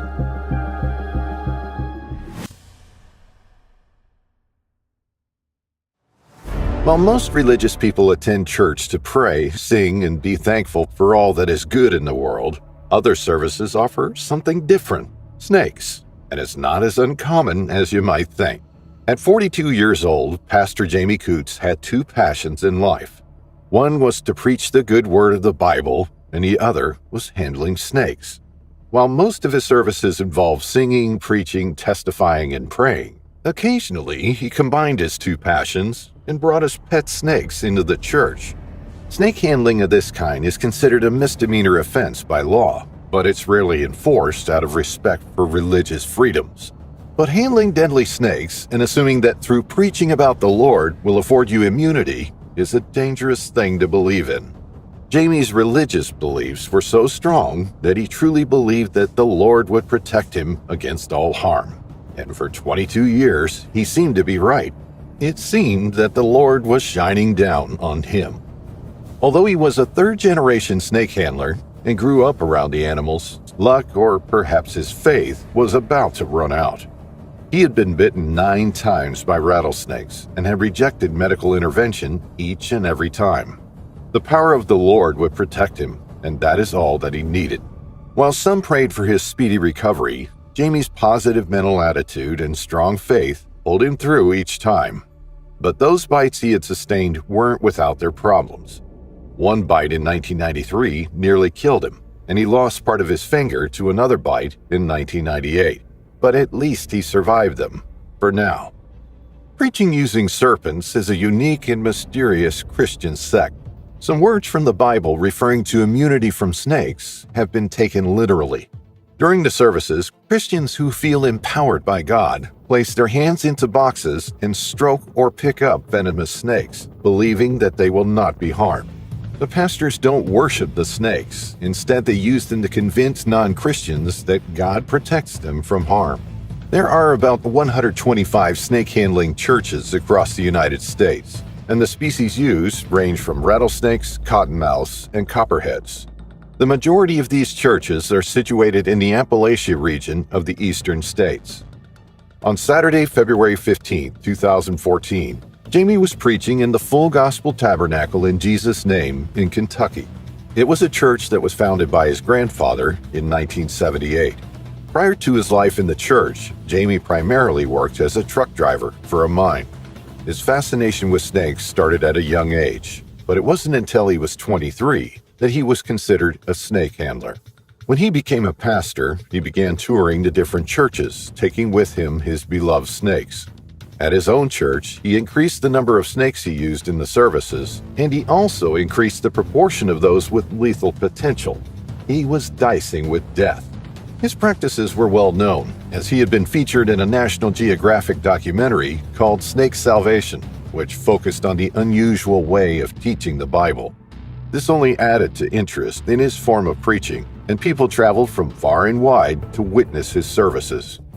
But his practices had had severe consequences before. Back in 1995, one member of the congregation, a 28-year-old woman, stepped forward to handle one of the rattlesnakes.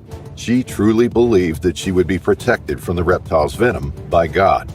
As she reached out to handle the snake, it recoiled momentarily before striking her. It sank its fangs into her arm, and she cried out in alarm. Even with the searing pain growing more intense, the woman still believed that she would make it. She did not fear death.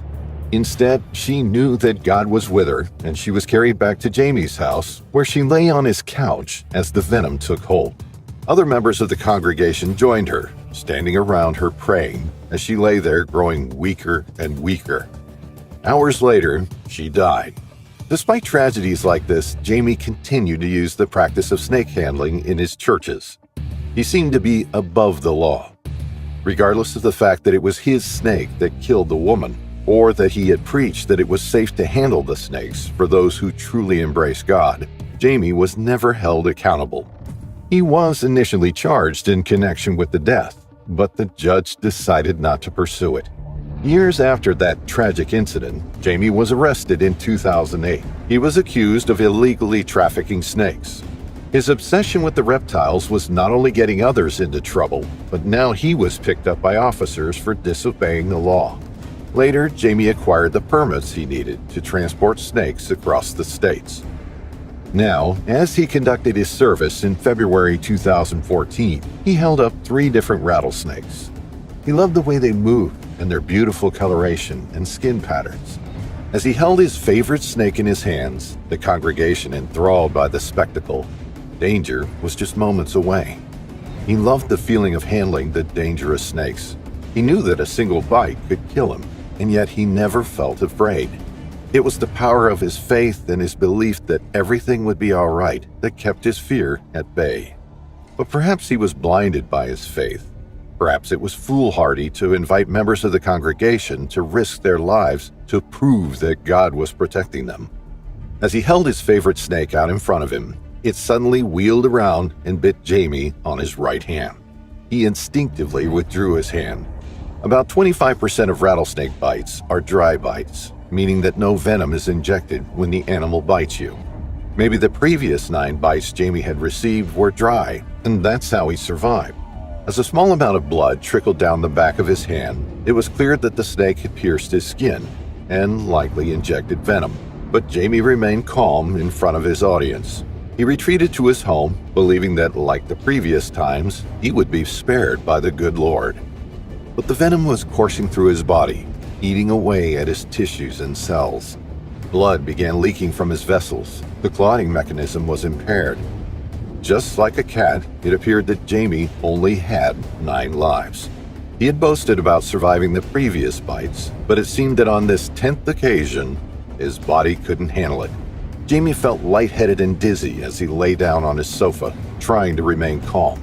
The toxic mixture of proteins and enzymes inside the venom acted to subdue the victim. Some began digesting his internal organs. Others began affecting the beating of his heart. He was moments away from death. Emergency services had been alerted by a member of the congregation, but when they arrived at Jerromy's property, the family refused to let them treat him. Even as Jerromy lost consciousness, they still believed that he would come back to them. The anti-venom was tantalizingly close. Just a single shot or an IV drip, and he may have made it, but it wasn't to be. Just 2 hours after receiving the toxic bite, Jerromy took his last breath. His family watched on as the man they loved, respected, and looked up to passed away right before their eyes. Now, Jerromy's son, Cody Coots, has taken over being pastor at the Full Gospel Tabernacle in Jesus' name. And just like his father, he too is preaching alongside the handling of venomous serpents. Will history repeat itself?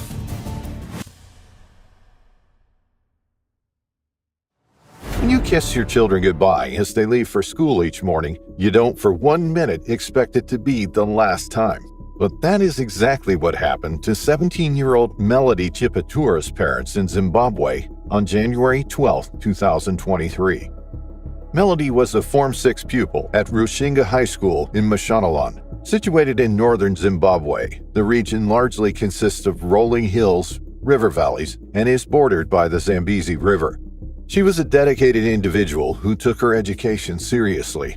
Whenever there were events at the school, she would help out with the cooking and catering. She was expected to do very well in her advanced level exams, but that Thursday afternoon in January was to be her last. Not long back from the festivities of the holiday season, the students were getting back into the swing of things as the school day wore on. As was usual on Thursday afternoon, Melody and her classmates were outside playing sports. Their shouts and laughter traveled across the school playing fields. But something was drawn to the school grounds that afternoon. Perhaps vibrations through the ground of children playing. Perhaps a particular smell, promising prey nearby. It was a silent killer. One of the most feared snakes in Africa, the black mamba. So called for the black inside of its mouth, these snakes contain enough venom to kill 6 fully grown men with a single bite. They can grow up to 9 feet long.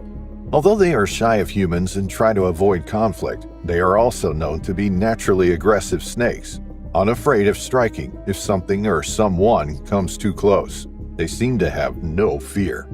And although there is an anti-venom available, it is a race against time to receive treatment, as some people are dead within 45 minutes of a black mamba bite, and all within 16 hours if left untreated. A black mamba hatches from its egg with around 2 to 3 drops of venom in each of its fangs. As an adult, that increases to as much as 12 to 20 drops. However, just 2 drops of venom is enough to kill a human. But the school wasn't in typical black mamba habitat. They prefer long grass or sugarcane fields where they can hunt for small rodents and birds in the undergrowth. The school's grass was cut short. There was no overgrown brush near the school. Even so, a deadly black mamba made its way onto the school field. The loud shouting and noise coming from the sports ground must have frightened the snake inside. Silently, it slid up the concrete steps and in through the school doors. The school was quiet and calm. The snake worked its way down the corridors and into an empty classroom. The people of Zimbabwe are no strangers to the dangers of black mambas. Only 5 months before, 3 members of the same family were struck down by a black mamba in a mountainous region of the country. None of them survived. In Africa, most deaths caused by snake bites are attributed to the Cape cobra and the black mamba. Most of the time, the bites occur in the rural regions where healthcare is limited and transport can be slow. Antivenom is essential to treat the victim and is the difference between life and death. It was nearing the end of the day. Melody and the other students had finished their sports and made their way inside to their classrooms to be dismissed for the day. It was just before 4 p.m., just before home time, when Melody would walk back to her house and greet her parents like she did every day. But today was not like any other day. She didn't notice a dark gray reptile on the floor near her chair. It was lying still until its head began to rise up from the rest of its body. It could see the students piling into the classroom, and its instincts began to kick in. Its defensive and aggressive killer instincts. Melody dutifully sat down, waiting for the teacher to come in and dismiss the class. As she sat down, she felt a sharp, needle-like pain on her thigh. She looked down, and to her horror, she stared right into the face of a black mamba, its black eyes looking up at her as its head was raised 2 feet off the floor. Its mouth was agape, showing its deathly black mouth. Its tongue flicked in and out, and it hissed menacingly. Melody screamed, crying out that she had been bitten by a snake. Her fellow pupils turned to see the black mamba raised to strike again. They leapt out of the windows, screaming as they did so. Staff rushed to the scene and inspected Melody. Within 5 minutes, Melody was already on the way to Rishinga Medical Clinic. The snake was definitely a black mamba. Nobody could mistake it for anything else. Everyone knew it, and everyone knew that time was of the essence. If Melody had any chance of survival, she needed antivenom right away. The venom was now coursing through her body, working its way to the central nervous system. Her thundering heart, pounding in her chest from the panic and fear that gripped her, only accelerated the toxicity of the venom. There was nothing anybody could do to slow down the diffusion of the toxin. At first, Melody felt a tingling sensation in her thigh, where the snake had bitten her. It spread throughout her leg and into her other limbs. Very quickly, her breathing became labored, and her body began shutting down.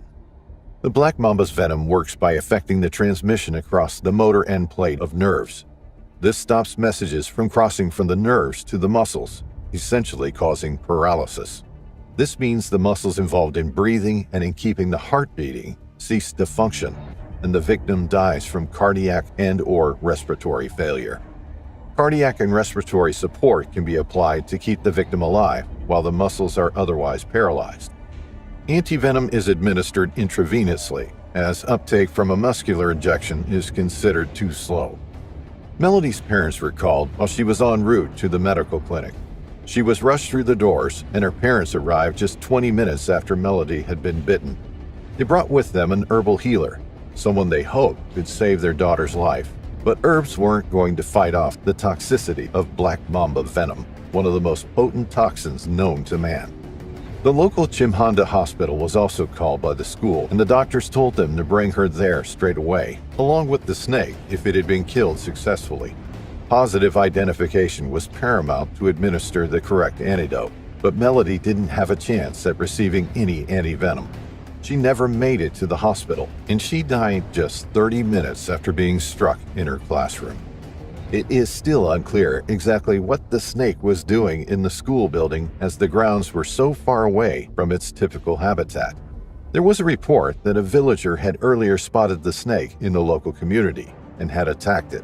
The snake then slithered off and found refuge in the relatively quiet school classroom. It was a very hot day, too, with some suggesting that the snake was seeking the coolness of the building as it sheltered from the heat outdoors. Everyone was in shock, for somebody who was so active and alert just minutes before, who was now lying deceased, was a terrible tragedy. Melody's father, Joseph Chiputura, who serves as a ZANU-PF counselor in Rishinga, said that she had high aspirations and hoped to be a psychologist one day, but it was not to be.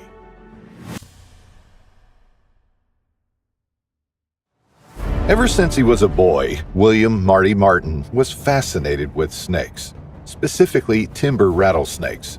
In fact, at just 13 years old, he made an incredible discovery while exploring the Bull Run Mountains in West Virginia. He came across a population of timber rattlers that had never been documented before. He managed to convince Dr. Leslie Berger, a professional herpetologist, to travel out to the area to confirm his finding. His fascination with the snakes continued through his childhood, and at the age of 17, he became a founding member of the Virginia Herpetological Society. Although William's hobby as an amateur herpetologist was paused while he served as a paratrooper in the Vietnam War, he soon continued with his reptile studies when he returned home. He then completed a degree in biology from the University of South Florida. As he grew up, he remained close to the Bull Run Mountains and continued to log his findings, contributing significantly to rattlesnake research and providing comprehensive reports on the snake's population sizes. He knew how to handle the venomous snakes safely, but during his work, he was bitten more than once. Each time, the pain began searing at the site of the bite and spread throughout his body. He grew weak and felt lightheaded and knew it was time to seek urgent medical attention. It's recommended that victims from rattlesnake bites receive antivenom within 30 minutes of being bitten, but this is not always possible, especially as many bites take place in remote locations. Within 6 hours, local tissue death is likely to occur, but trouble breathing can occur much sooner. Incidences like being bitten never put William off continuing to study the snakes. If anything, it made him more determined to educate people about them and to try and change people's perceptions.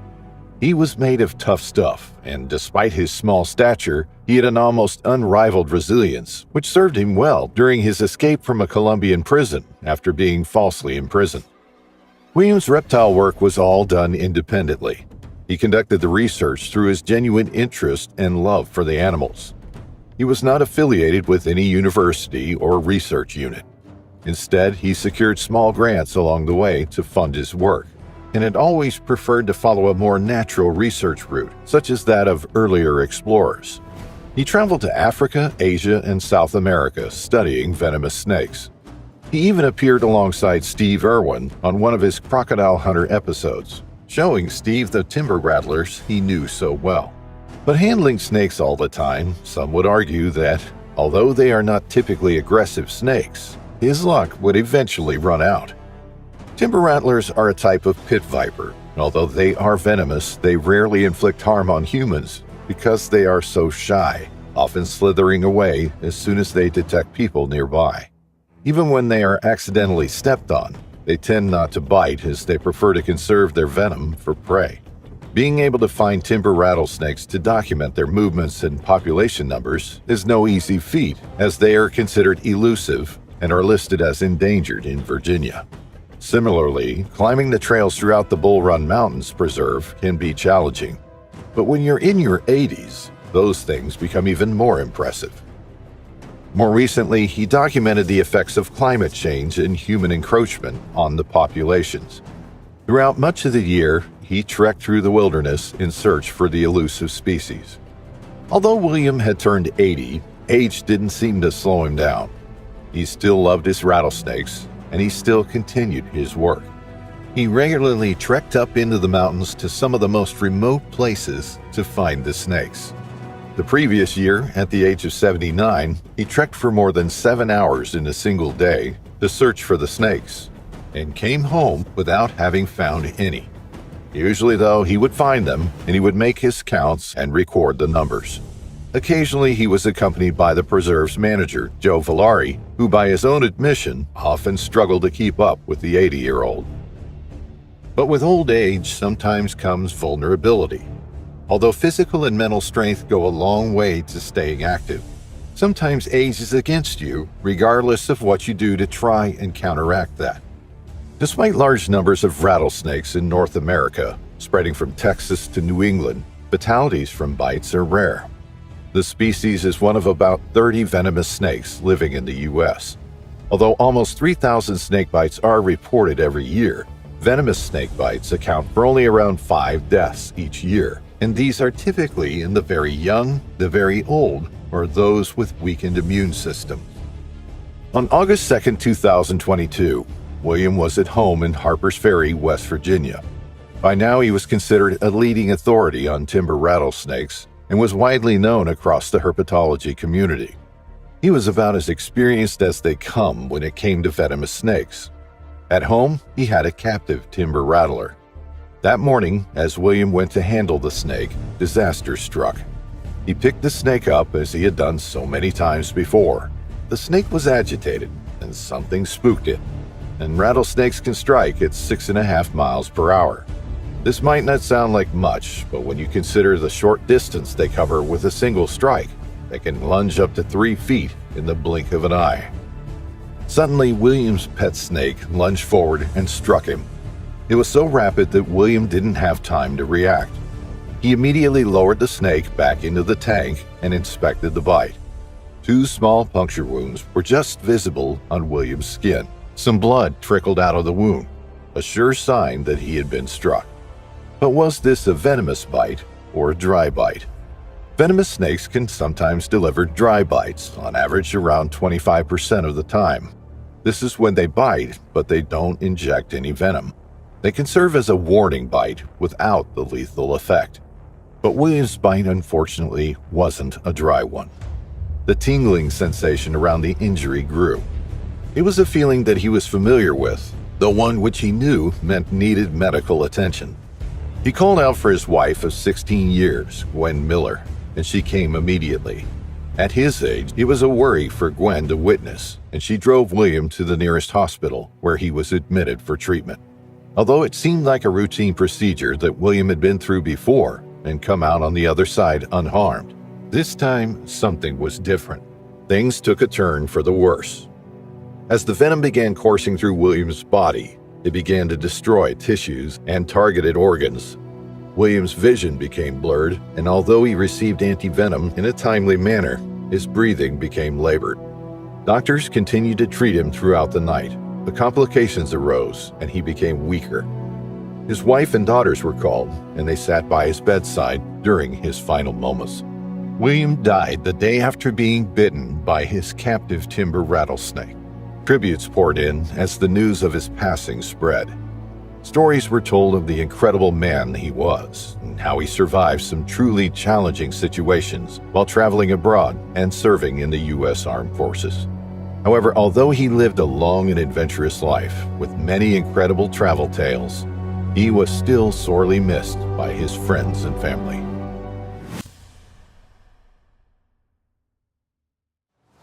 Many people develop a fascination with the natural world and all its creatures. 49-year-old David Riston was a snake fanatic, but it wasn't known just how far his obsession with the animals had gone until one day a concerned neighbor called the police out to his property. Nobody had seen or heard from David for more than 24 hours, which was unusual for him, so his neighbor went and paid him a visit. As they peered through the window, they could see David lying on the floor, not moving. They banged on the door, but David didn't flinch.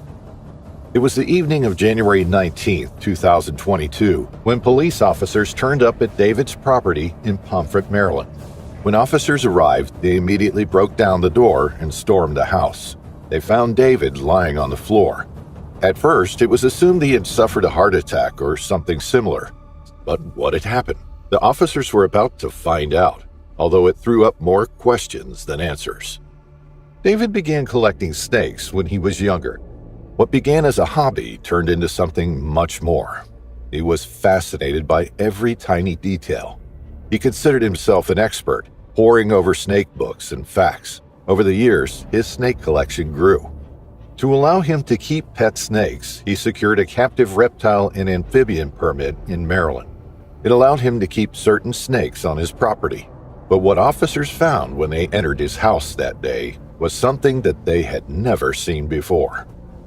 As they made their way through the house, they came across walls of tanks and cages, all placed on shelves and racks, stacked on top of each other. They covered most of the house. Inside them were snakes, and lots of them. Each of them was housed in meticulously kept tanks. When experts arrived, they were able to identify the snakes, and incredibly, they counted 124 of them in total. A Charles County Sheriff's Office spokesperson said that their chief animal control officer, who had been working in the role for 30 years, had never come across anything like it before. The sheer number of snakes was extraordinary, and it didn't take a genius to work out that David may have fallen victim to any one of his venomous snakes. Despite the large number of snakes, it was clear that David cared for them well. Their tanks were spotlessly clean, and all the animals were well fed. David must have spent a fortune on feeding them and providing adequate housing, including running the electricity day and night to keep their tanks warm. He knew what he was doing when it came to keeping them, but even an expert can make a mistake, and this time it cost him his life. It was incredible that nobody had any idea that David was keeping that many reptiles on his property. He had kept it a secret from his neighbors and friends. And that's not all. Most of the snakes were exotic and highly venomous. In fact, David's permit did not allow him to keep half of the snakes he had there. One large tank housed a 14-foot Burmese python. Not a venomous snake, but one which could easily constrict a full-grown man if it was hungry or felt threatened. But the enormous python was the least of the inspector's worries. Inside David's house were some of the most venomous snakes in the world. Among them were spitting cobras, king cobras, black and green mambas, and rattlesnakes. Any one of these could have delivered a bite that would have killed David. A tiny error in judgment on David's part, or one of the snakes suddenly feeling threatened, would have caused it to strike out. Most likely, David would have had time to call for help before succumbing to the toxins, but maybe there was a reason he didn't want to make that call. Maybe he thought he would be able to recover from the bite without medical intervention, or perhaps he didn't want emergency services to discover all the reptiles he kept at home. In Maryland, it's illegal to possess venomous snakes, so David could have been in trouble with the law if they had found out about his hobby. As it turns out, he found himself in a whole lot more trouble that day. When the coroner conducted the autopsy, it was indeed concluded that David had died from a venomous bite, but it was not specified which toxin was found inside his system. There were no details released to the public following the coroner's report. There were so many questions still surrounding the suspicious death, but in the end, it was ruled an accident by the chief medical examiner. Although looking after such fascinating creatures was clearly an enjoyable hobby for David, it ultimately cost him his life. In a split second, the snake had struck out and delivered the lethal dose. If it had directly pierced an artery near the head or chest, then the action of the venom can be much more rapid than if the extremity of a limb was struck. Within his collection, David possessed a spitting cobra. There are several different species of spitting cobra, each of them having the unique ability to spit their venom from their fangs. They do this as a defensive tactic when they feel threatened. Spitting cobras actively direct their venom at the animal's face and eyes, with the purpose of blinding the potential threat so that they can get away. They can hit a target more than 6 feet or 2 meters away. However, as well as spraying their venom, spitting cobras can also inject it, much like other venomous snakes. This is how they kill their prey. Typically, the venom that is injected rather than sprayed is delivered in a greater volume. Anyone with underlying health conditions can fall victim to a spitting cobra bite. However, despite the neurotoxic and cytotoxic properties of their venom, spitting cobras rarely cause human fatalities. But David had far more lethal snakes in his collection. The black mamba is Africa's most feared snake. It's regarded as highly aggressive, lightning fast, and capable of delivering venom that can kill a man within minutes. Without antivenom, a human will most likely die after being bitten by a black mamba because the venom is so potent. After 10 minutes, severe symptoms tend to present themselves. There was no mention made publicly by the coroner whether any puncture wounds were found on David. Black mambas often bite multiple times in quick succession. Following tingling of the bite site, neurological signs begin to take hold. Very rapidly, the victim can lose consciousness, and typically they develop respiratory failure, quickly followed by cardiac arrest. Most of the symptoms occur within 45 minutes of being bitten, and typically the victim dies between 7 and 15 hours later if no medical treatment is administered. Could Africa's most feared snake have been responsible for David's death? Nobody knows for sure. With many venoms possessing a similar concoction of enzymes and having similar effects on their victims, it isn't necessarily possible to determine exactly which snake's venom was to blame. So what happened to all those snakes at the house? Expert and licensed snake handlers were brought in to transport them out of the state. The non-venomous snakes were reportedly taken to Virginia, while the venomous snakes were transported to North Carolina.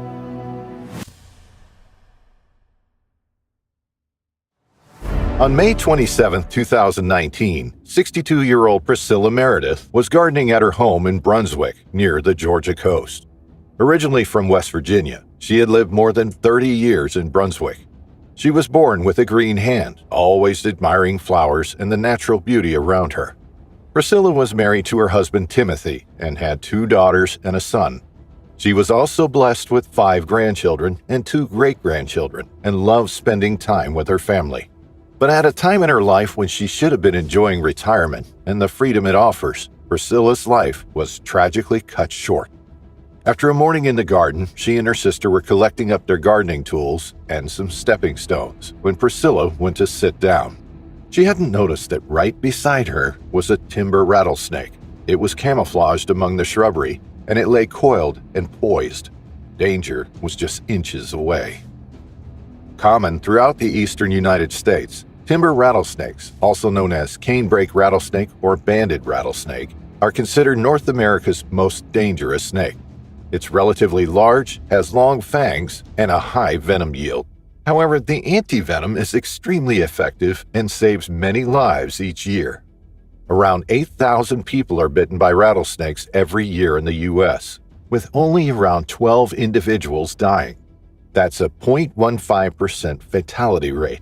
On top of that, timber rattlesnakes are not considered aggressive snakes and often brumate or enter a state of dormancy during the colder months.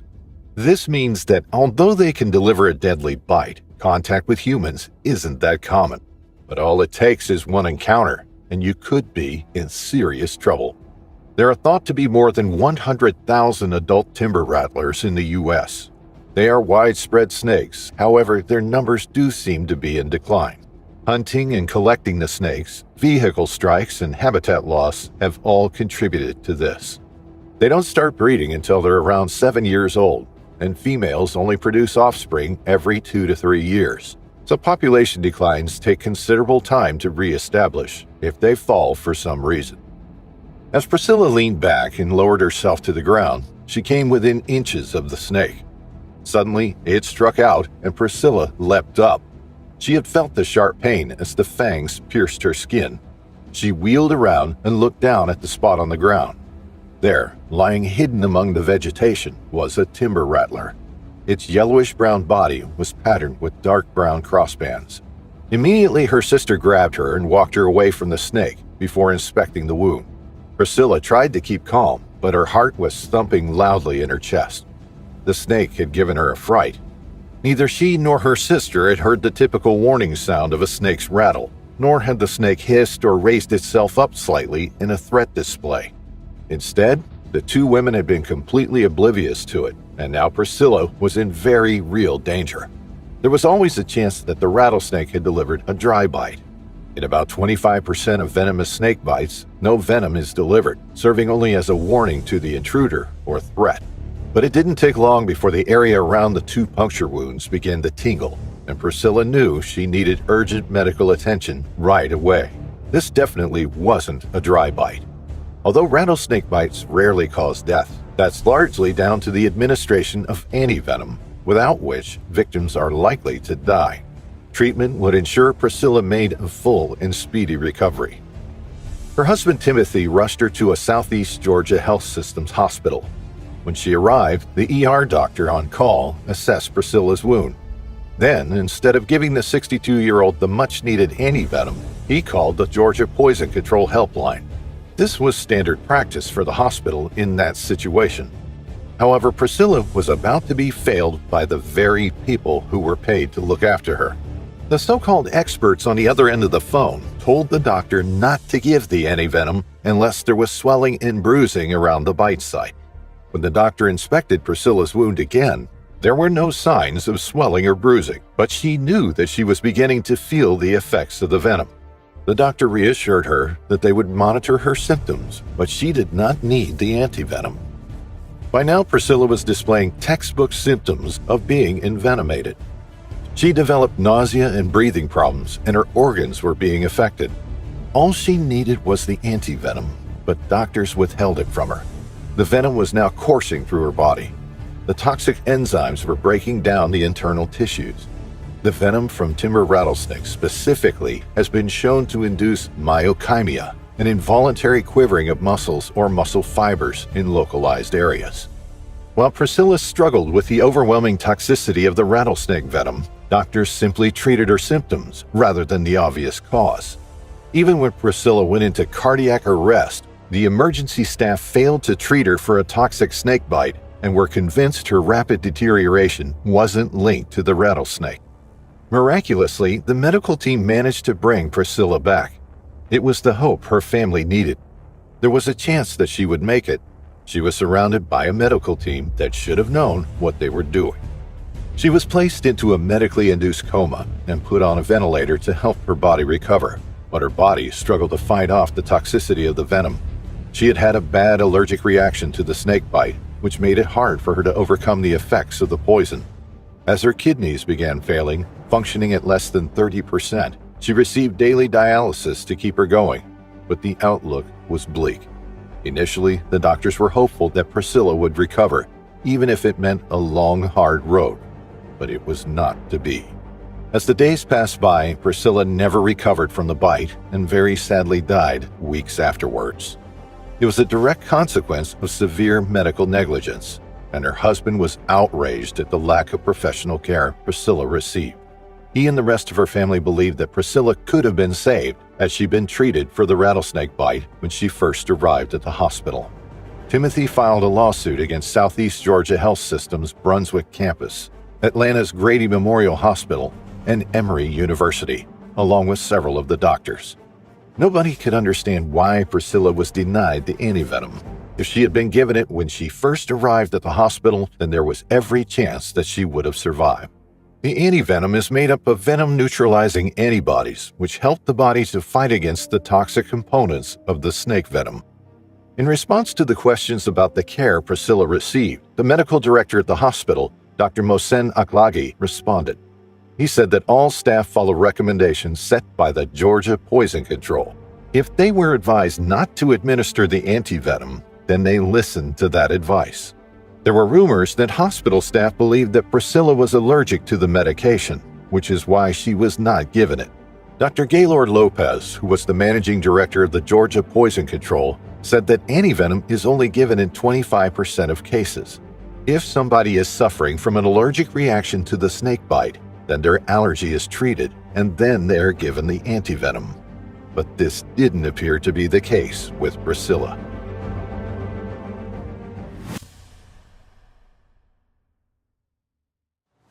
In the heart of the Rockies lies a town of beauty and adventure, Steamboat Springs, Colorado, a haven for outdoor enthusiasts seeking solace in nature's embrace. For one man, Daniel Hohs, this scenic paradise was not just a backdrop, but a sanctuary, a place where he found solace and purpose amidst the trials of life. Full of life and vigor, Daniel struggled with his inner demons, battling the darkness of depression. But amidst the shadows, he found a glimmer of hope in the form of running. Running wasn't just exercise for Daniel, it was his lifeline, his escape from the suffocating grip of despair. Venturing into the rugged wilderness, Daniel embraced the challenges of endurance sports, pushing himself to the limits and chasing the euphoria of accomplishment. His spirit soared amidst Colorado's majestic landscapes, each trail offering a new adventure, a new conquest. Friends remember their adventures together. He was out there doing what he loved to do, but fate can be cruel, even amidst the beauty of nature. On a seemingly routine hike, tragedy struck with the swiftness of a rattlesnake strike. Daniel Hohs was an adventurous person, a lover of the outdoors, and most importantly, a warm and loving 31-year-old. He had graduated from the University of Michigan a few years back with a degree in industrial engineering, and according to his LinkedIn page, he was seeking a new career, perhaps wanting to experience something different. Challenged by his battle with depression and bipolar disorder, he was a true advocate for mental health and found that endurance sports helped maintain his spirits and mindset, especially after a hard time in his 20s. After struggling with another bout of depression stemming from being laid off from my first job and being immobile from reconstructive knee surgery, I decided to commit to training for triathlon, he said. I didn't know it at the time, but this commitment ended up saving my life. After I completed physical therapy, I jumped into the sport of triathlon. I began taking spin classes, running, and swimming at my local gym. Within a year and a half of knee surgery, I was running half marathons and completed the Chicago Olympic distance triathlon. I made new friends in the triathlon community who helped encourage me to continue following my newfound passion for endurance sports.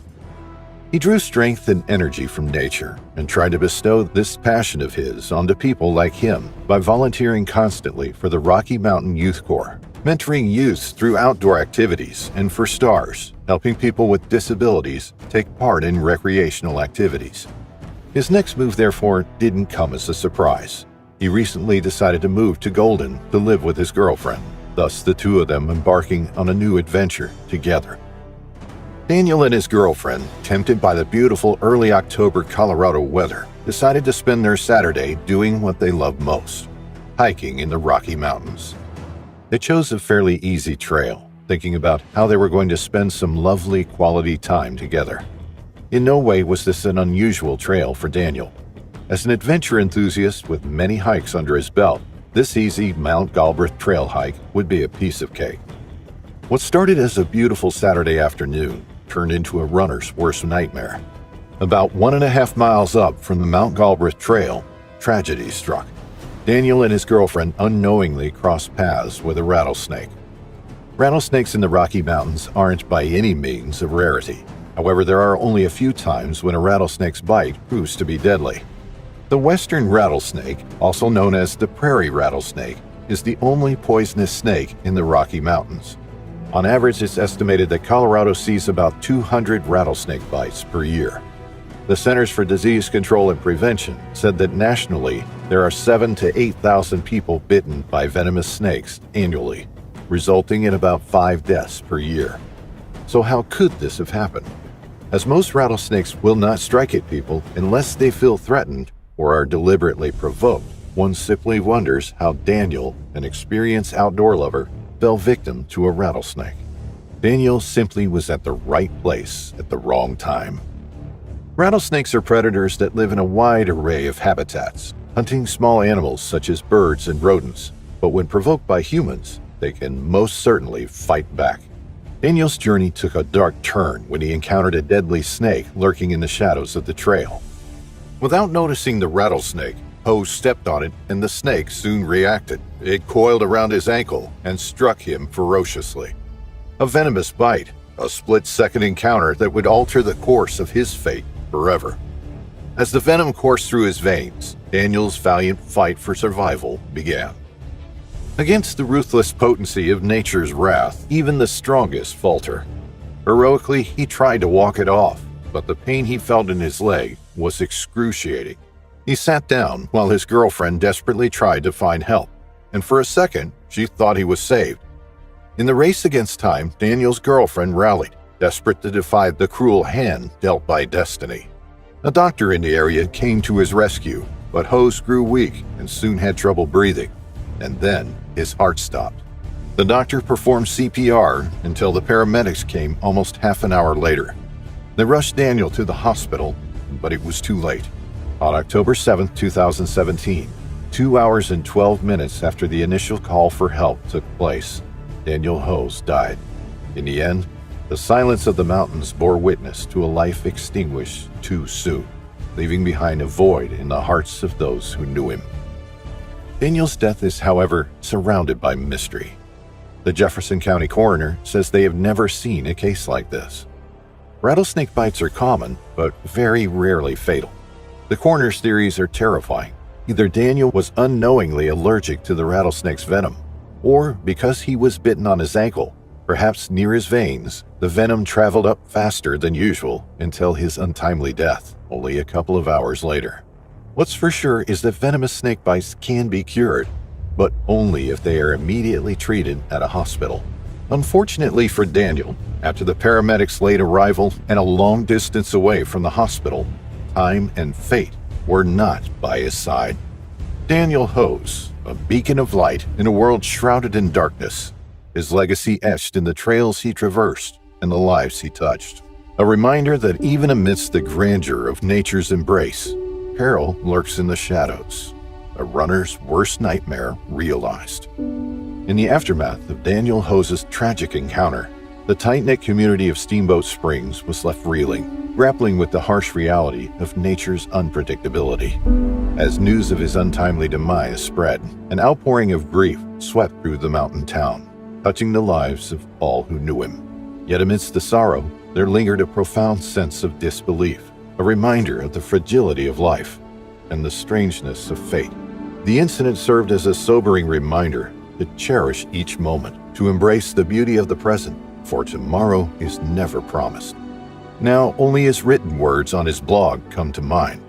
Completing an Ironman, riding across the United States, and being a business professional with bipolar disorder all seemed impossible to me at one point in my life. Turns out, I was wrong. I will never stop dreaming, and I'll keep trying to make the impossible possible.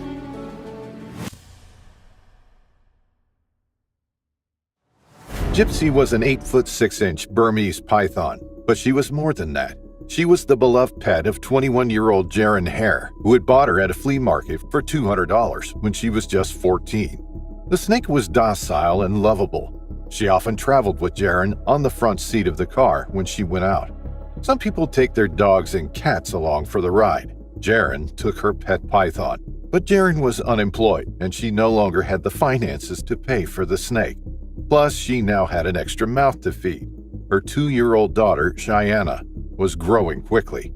She was a happy, bubbly toddler, and the two of them shared their house with Shaianna's boyfriend, 34-year-old Charles Darnell. Friends and family offered to care for the snake until Shaianna could afford to feed it, but Shaianna declined the offers. They even offered to buy proper living conditions for the snake. Shaianna's mother could see that the snake was a dangerous pet. She had warned her about keeping the snake in the same house as her young granddaughter, but Shaianna insisted that the snake had never caused any trouble before. Gypsy the python lived in a tank, but there was no lid. Having been starved for more than a month, she was desperate to find some food. Her natural instincts to hunt for prey took over, and she wriggled out of her tank. Sometimes she escaped in the night, and Shaianna and Charles would wake up to find her tank empty, and they would have to search the house for her. She was severely malnourished. At more than 8 feet long, she should have weighed around 150 pounds, or 70 kilograms, but poor Gypsy only weighed 13 pounds, 6 kilograms. Her last meal was a squirrel that Shaianna and Charles had found dead on the road a month before. This was no way to treat an animal, and Shaianna's claims that Gypsy was her beloved pet weren't reflected in the care she provided for her. In the wild, Burmese pythons eat a meal every 2 weeks. These would typically be larger than the squirrel provided for her by Shaianna and Charles. Pythons are perfectly capable of eating prey that is 5 times as wide as their own heads. They have particularly stretchy ligaments in their jaws, which allows them to expand their mouths around large animals, consuming them whole. On July 1, 2009, 2-year-old Shaianna was put down to sleep in her cot. That night, Gypsy escaped from her cage once more.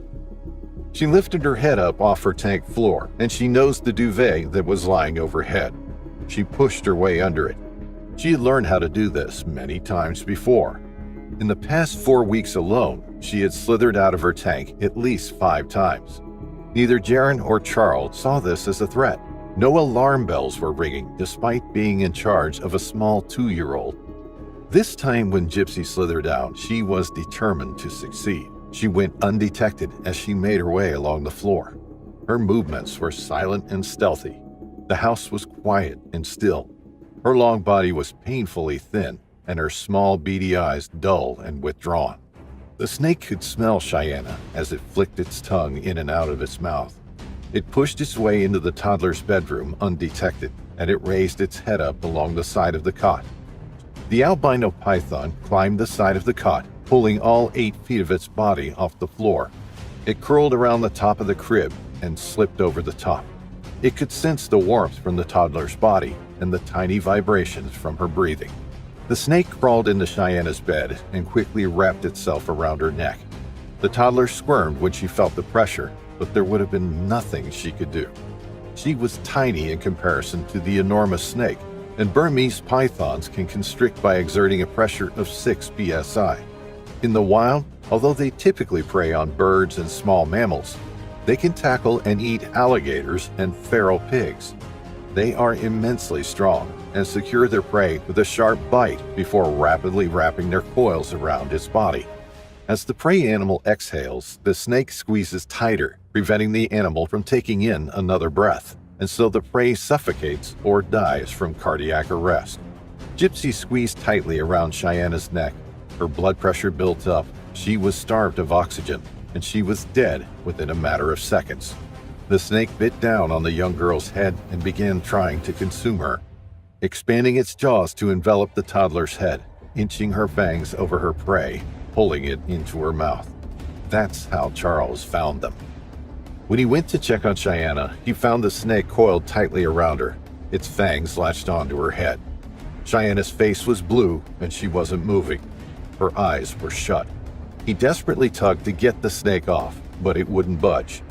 He raced to the kitchen and grabbed a knife. Running back into Cheyenne's room, he stabbed the snake until it eventually released the girl and recoiled in the corner of the crib. But it was too late for Cheyenne. She had been starved of oxygen for too long, and Charles couldn't bring her back. Jaren raced into the room and held her baby in her arms. Charles made a distressing call to 911. She got out of the cage last night and got into the baby's crib and strangled her to death. I'm going to kill her. And that's what he did. He stabbed the snake again out of anger and desperation, and the pet that Jaren had owned for years succumbed to the attack. The deeply traumatizing incident didn't end there. When police arrived at the scene, they arrested both Jaren and Charles. They had failed to look after Cheyenne and had failed to look after the pet snake. It was a disaster waiting to happen, and when they attended court, the jury found them both guilty of child neglect and manslaughter. The couple was sentenced to 12 years each in prison. They lost everything, but Cheyenne lost her life. Cheyenne's biological father, Joseph Gilkerson, was furious. There had been concerns raised about the care of his daughter before, and he didn't understand why no measures had been put in place to ensure her safety. The Florida Department of Children had visited the home before when questions were raised about the child's care, and they would have seen the python being kept there. It is common practice for the Florida Fish and Wildlife Commission to inspect properties with captive pythons in them to ensure they are adequately and safely secured in their tanks. No wildlife officials were informed of the python, and so no such investigation was carried out. If it had been, then it would likely have saved an innocent young girl's life. Because of this, Joseph sued the Florida Department of Children for wrongful death. He was seeking in excess of $15,000 for mental anguish. Jaren and Charles were both released from prison in September 2021, having served their time. They were both placed on supervised probation until 2026 and declined to comment to the press, except for mentioning that the two of them were planning on getting married. At 39 years old, Rico was the epitome of passion and dedication. Founder of Helderberg Wildlife Rescue and Anti-Animal Cruelty, his life's mission was to protect the innocent creatures that roam the lands. Bravery was his middle name.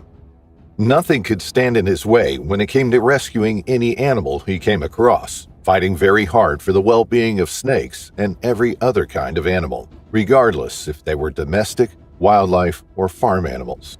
One thing is for sure, he was extremely passionate about his job. Rico would often post stories on the Helderberg Wildlife Rescue Organization's Facebook page about recent rescue calls, facts about wildlife, as well as posts shedding light on the importance of being gentle with animals, even if they seem scary at first. He was a professional through and through, updating his community constantly, giving a hand when someone needed help, and updating everyone on the organization's cases. Pentz knew that every being deserved love and care, as well as understanding. This is just the person he was, an altruist. But when it came to snakes, he had a bit of a bias. As any wildlife protector, vet technician, or snake catcher, Pentz wasn't a stranger to venomous snake encounters. As a matter of fact, in 2018, Pentz was bitten by a puff adder, a highly venomous viper commonly found in Central and Southern Africa. He received extensive medical treatments as well as a much-needed skin graft, which a few years later he decided to cover up with, you probably guessed it, a tattoo depicting two snakes. In 2022, he again received a stark reminder of just how dangerous his job actually was. Pentz was called to a routine rescue that was notably a bit out of his area, but given how dedicated he was to his craft, he took the call without any hesitation. During the procedure, however, the venomous snake sunk its teeth and venom into its handler's arm. Pentz's arm began to swell rapidly, and he was rushed to the hospital, where he was administered antivenom and received the medical treatment he needed to stay alive. But fate can be cruel, and tragedy unfortunately finally struck on that fateful Wednesday, January 17th. While doing a routine feeding of his beloved pet Cape Cobra, Rico Pentz was ferociously bitten. The Cape Cobra, commonly referred to as the yellow cobra, holds its reign as a highly venomous species within the diverse landscapes of southern Africa. A creature of the daylight, the Cape Cobra is a versatile predator, exhibiting a broad diet that encompasses various species and carrion. Found mostly in southern Africa, the Cape Cobra stakes its claim in regions stretching from the Western Cape to the Northern Cape, Eastern Cape, Free State, and Northwest Province of South Africa. Thriving in a multitude of habitats, the Cape Cobra displays adaptability rarely seen among its kind. Among its preferred dwellings are rodent burrows, abandoned termite mounds, and rocky crevices. Regarded as one of Africa's most perilous cobras, the Cape Cobra's reputation is built upon its potent venom and its tendency to venture into human habitation. While primarily terrestrial, the Cape Cobra exhibits arboreal tendencies, venturing into trees and shrubs in pursuit of prey. When confronted with danger, it raises its head and spreads its neck into a distinct hood, a universal sign of caution among cobras. In defense or as a warning, the Cape Cobra will rear up, displaying its iconic hood, accompanied by hissing to deter potential threats. Contrary to misconceptions, this behavior is not aggressive, but serves as a signal to maintain a safe distance. Though typically shy around humans, if provoked, the Cape Cobra will not hesitate to deliver a venomous bite capable of inducing life-threatening neurotoxic effects, necessitating immediate medical attention. Despite its fearsome reputation, the Cape Cobra's instinct is to flee rather than confront. It will only stand its ground if threatened, preferring to return to the safety of the ground once the danger has passed. While predominantly terrestrial, its ability to climb into trees and shrubs adds to its elusive nature, ensuring its survival in a world where danger lurks at every turn. Pentz surely knew all of this. After all, he was a snake expert. But Rico's pet cobra was, well, his pet, an animal he very much cared deeply about, who admittedly shouldn't have felt threatened by Pentz. After all, this was a routine feeding. This is precisely why Pentz felt more shocked than hurt. Although he found himself in a perilous situation, he cared about the snake first, and second, about himself.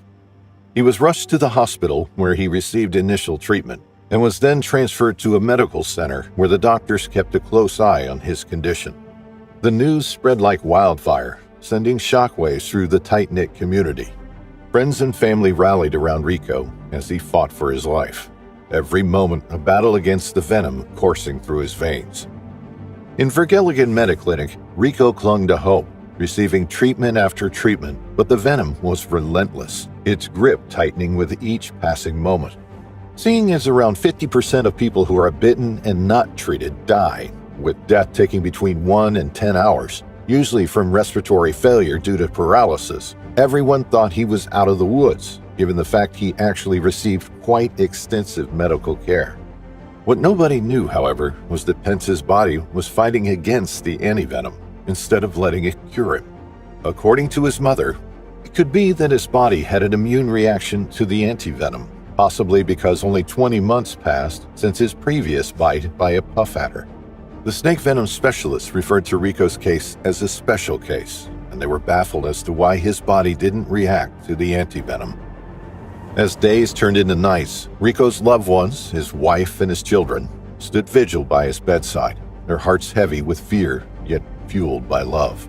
They whispered words of encouragement, praying for a miracle to spare them from the impending darkness. But miracles are rare, and despite their best efforts, Rico's condition deteriorated rapidly. The once vibrant man, filled with life and laughter, now lay motionless, his spirit slipping away like grains of sand in the wind, right in the arms of his beloved wife, merely 4 days after being bitten by the cobra. It was a moment of unbearable grief. The loss is so incredibly deep for all of us who have known him and love him, and it's a huge loss to animal rescue. He was a pioneer, an admirable, absolutely beautiful, very controversial human being who wanted nothing more than the best interests of animals. From rescuing puff adders to educating the community about the importance of conservation, Rico was a tireless advocate for Mother Nature. A voice for the voiceless in a world that often fails to understand each animal's impact on the environment. Rico understood that. He knew how important snakes were, how crucial it was to keep them safe, and he believed in his cause up until his last moments. And though his time on this earth was cut short, Rico's impact will continue to reverberate through the generations. His legacy will inspire future generations to follow in his footsteps, to stand up for what they believe in, and to fight for those who cannot fight for themselves.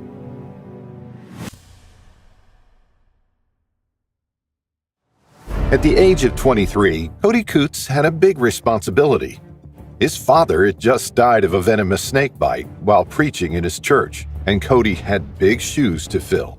He took on the role as pastor of the same church, Full Gospel Tabernacle in Jesus' Name Church in Middlesboro, Kentucky. He was the 4th generation in his family to take up the practice of wielding venomous snakes during sermons, with the belief that God will protect them from harm. It's a growing practice throughout the states and began more than 100 years ago, but it can be a deadly game.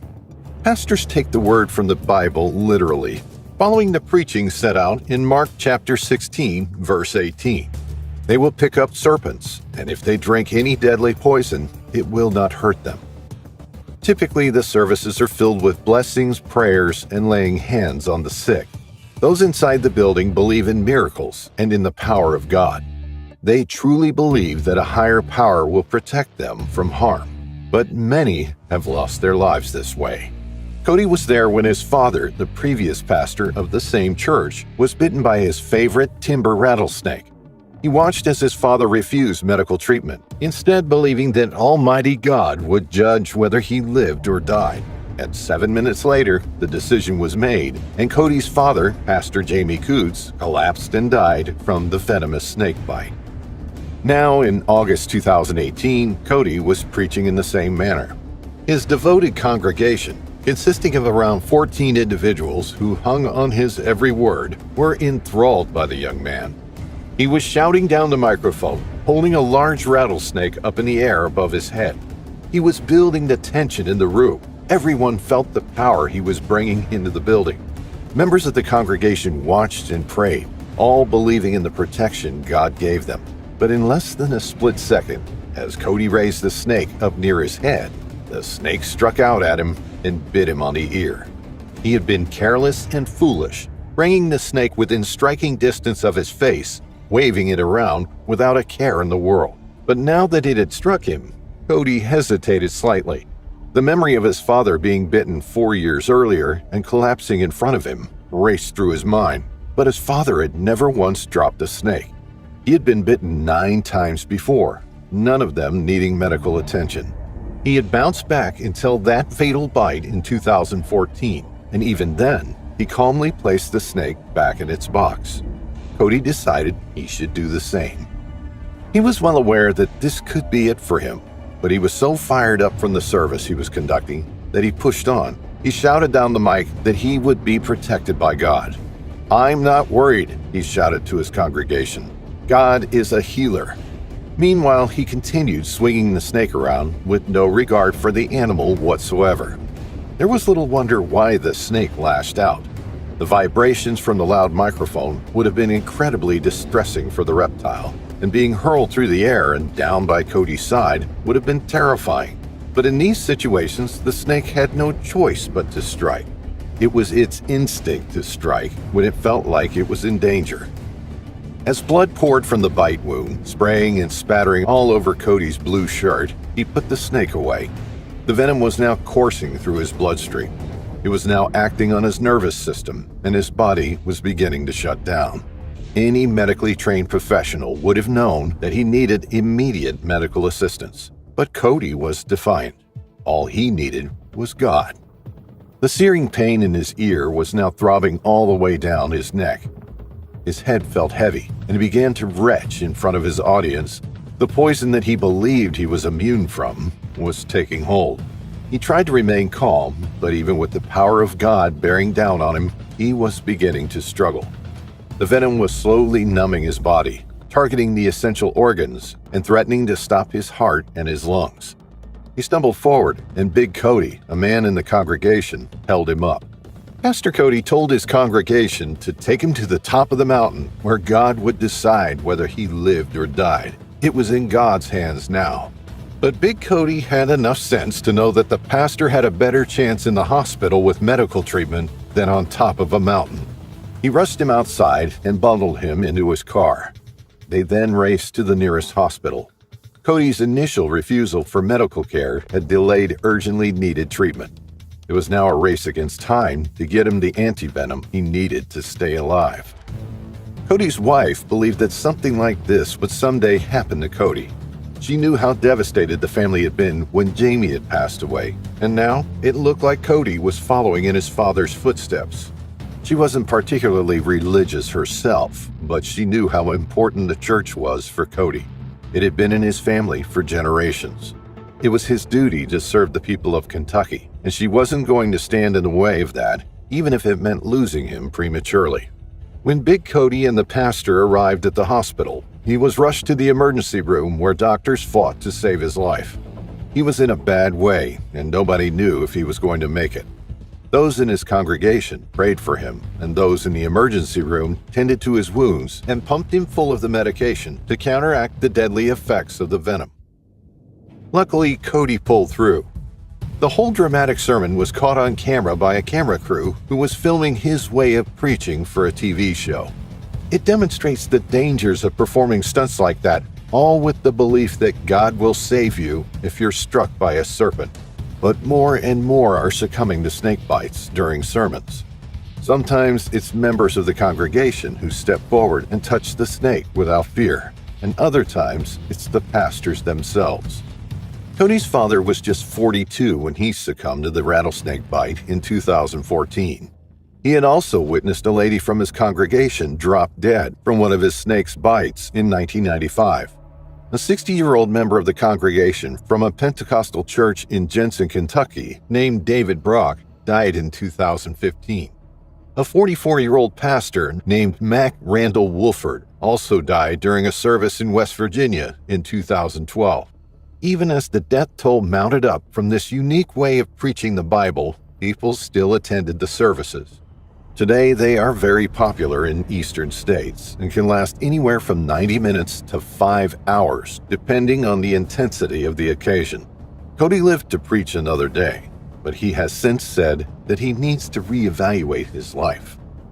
As a growing number of pastors are taking up the daring practice of snake handling during sermons, some are turning to the medical profession. Although they preach that God will protect them if poisoned, they know all too well that even the most religious men can fall victim to a toxic snake bite. There is nothing in the Bible that states a person cannot seek help for such an injury. Rejecting medical intervention in the event of a venomous snake bite is now considered old school by some.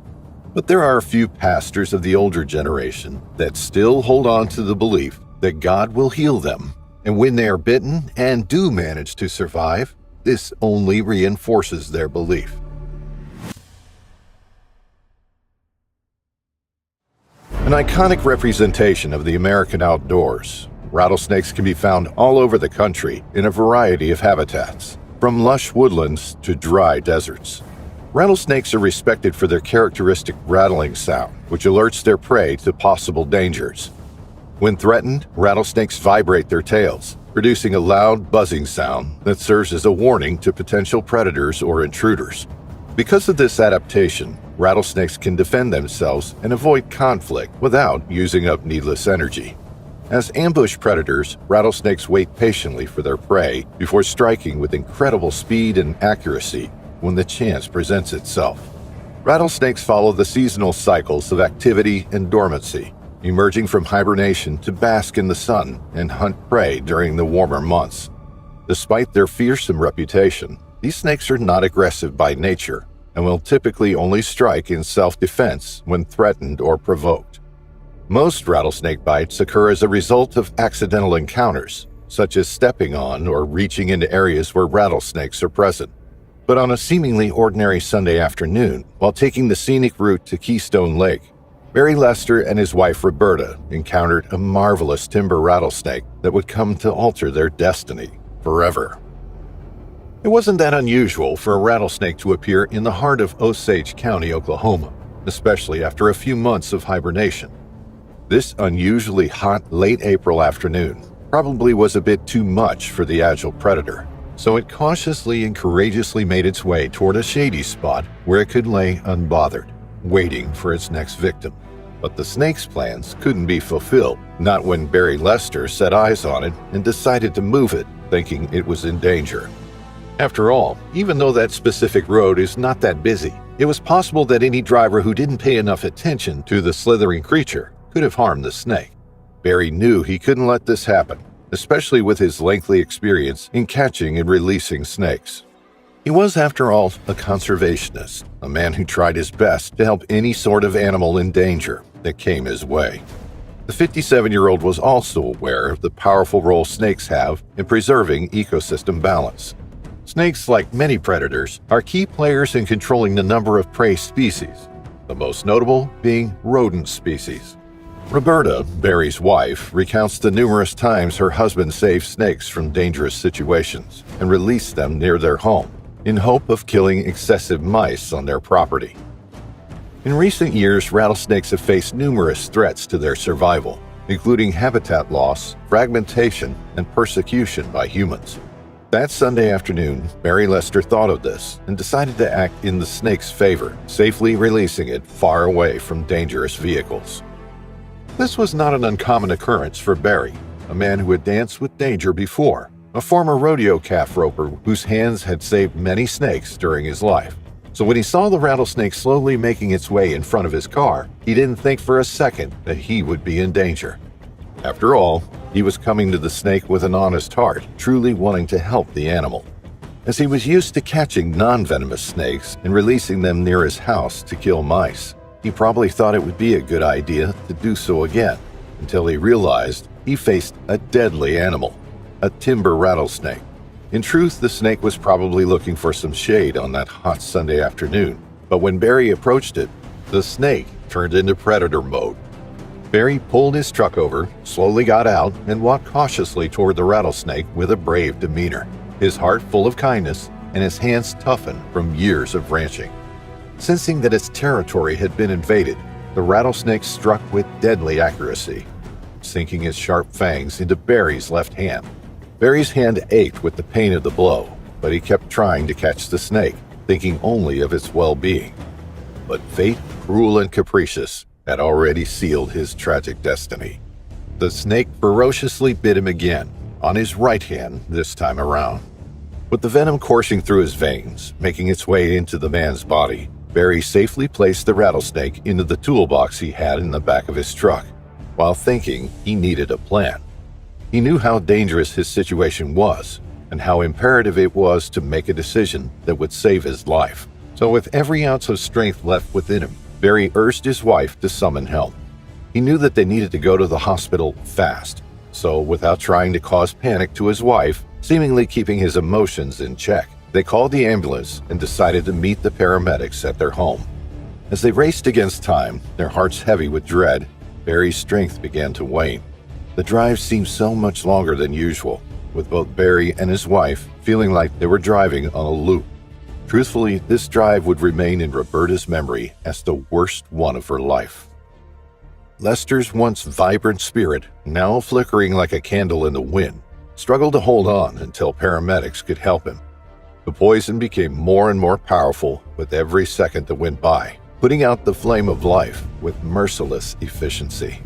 His wife desperately tried to keep him afloat and engaged in conversations so as not to fall asleep and slide into the afterlife without taking the chance of saving himself. Roberta, a true warrior who stood by him through all of life's hardships, watched in horror as her cherished husband passed away right in front of her eyes. He was talking and his head dropped, and I think that was it, recounted Roberta, tears clouding her eyes. The words of devotion and love that they had once freely shared now hung heavy in the air, smothered by the weight of hopelessness. As they met the paramedics, Roberta Lester knew her hopes were running out. The venom had already claimed its prize. Barry Lester, a man who was simply planning to share a lovely Sunday afternoon with his family, didn't respond to the paramedics' efforts to revive him, and later died at the hospital. Emergency officials desperately tried to revive the 57-year-old, but it was too late. Barry is presumed to have died so quickly from a combination of the rattlesnake bite and an existing heart condition, according to the Tulsa World on April 29, 2018. In the aftermath of this tragedy, as the echoes of grief reverberated through the halls of the hospital, one question lingered like a specter in the night. Why? Why did Barry, a man of boundless compassion and unwavering courage, meet such a cruel and untimely end? In the end, his wife's words weigh heavily among us. You don't mess with snakes.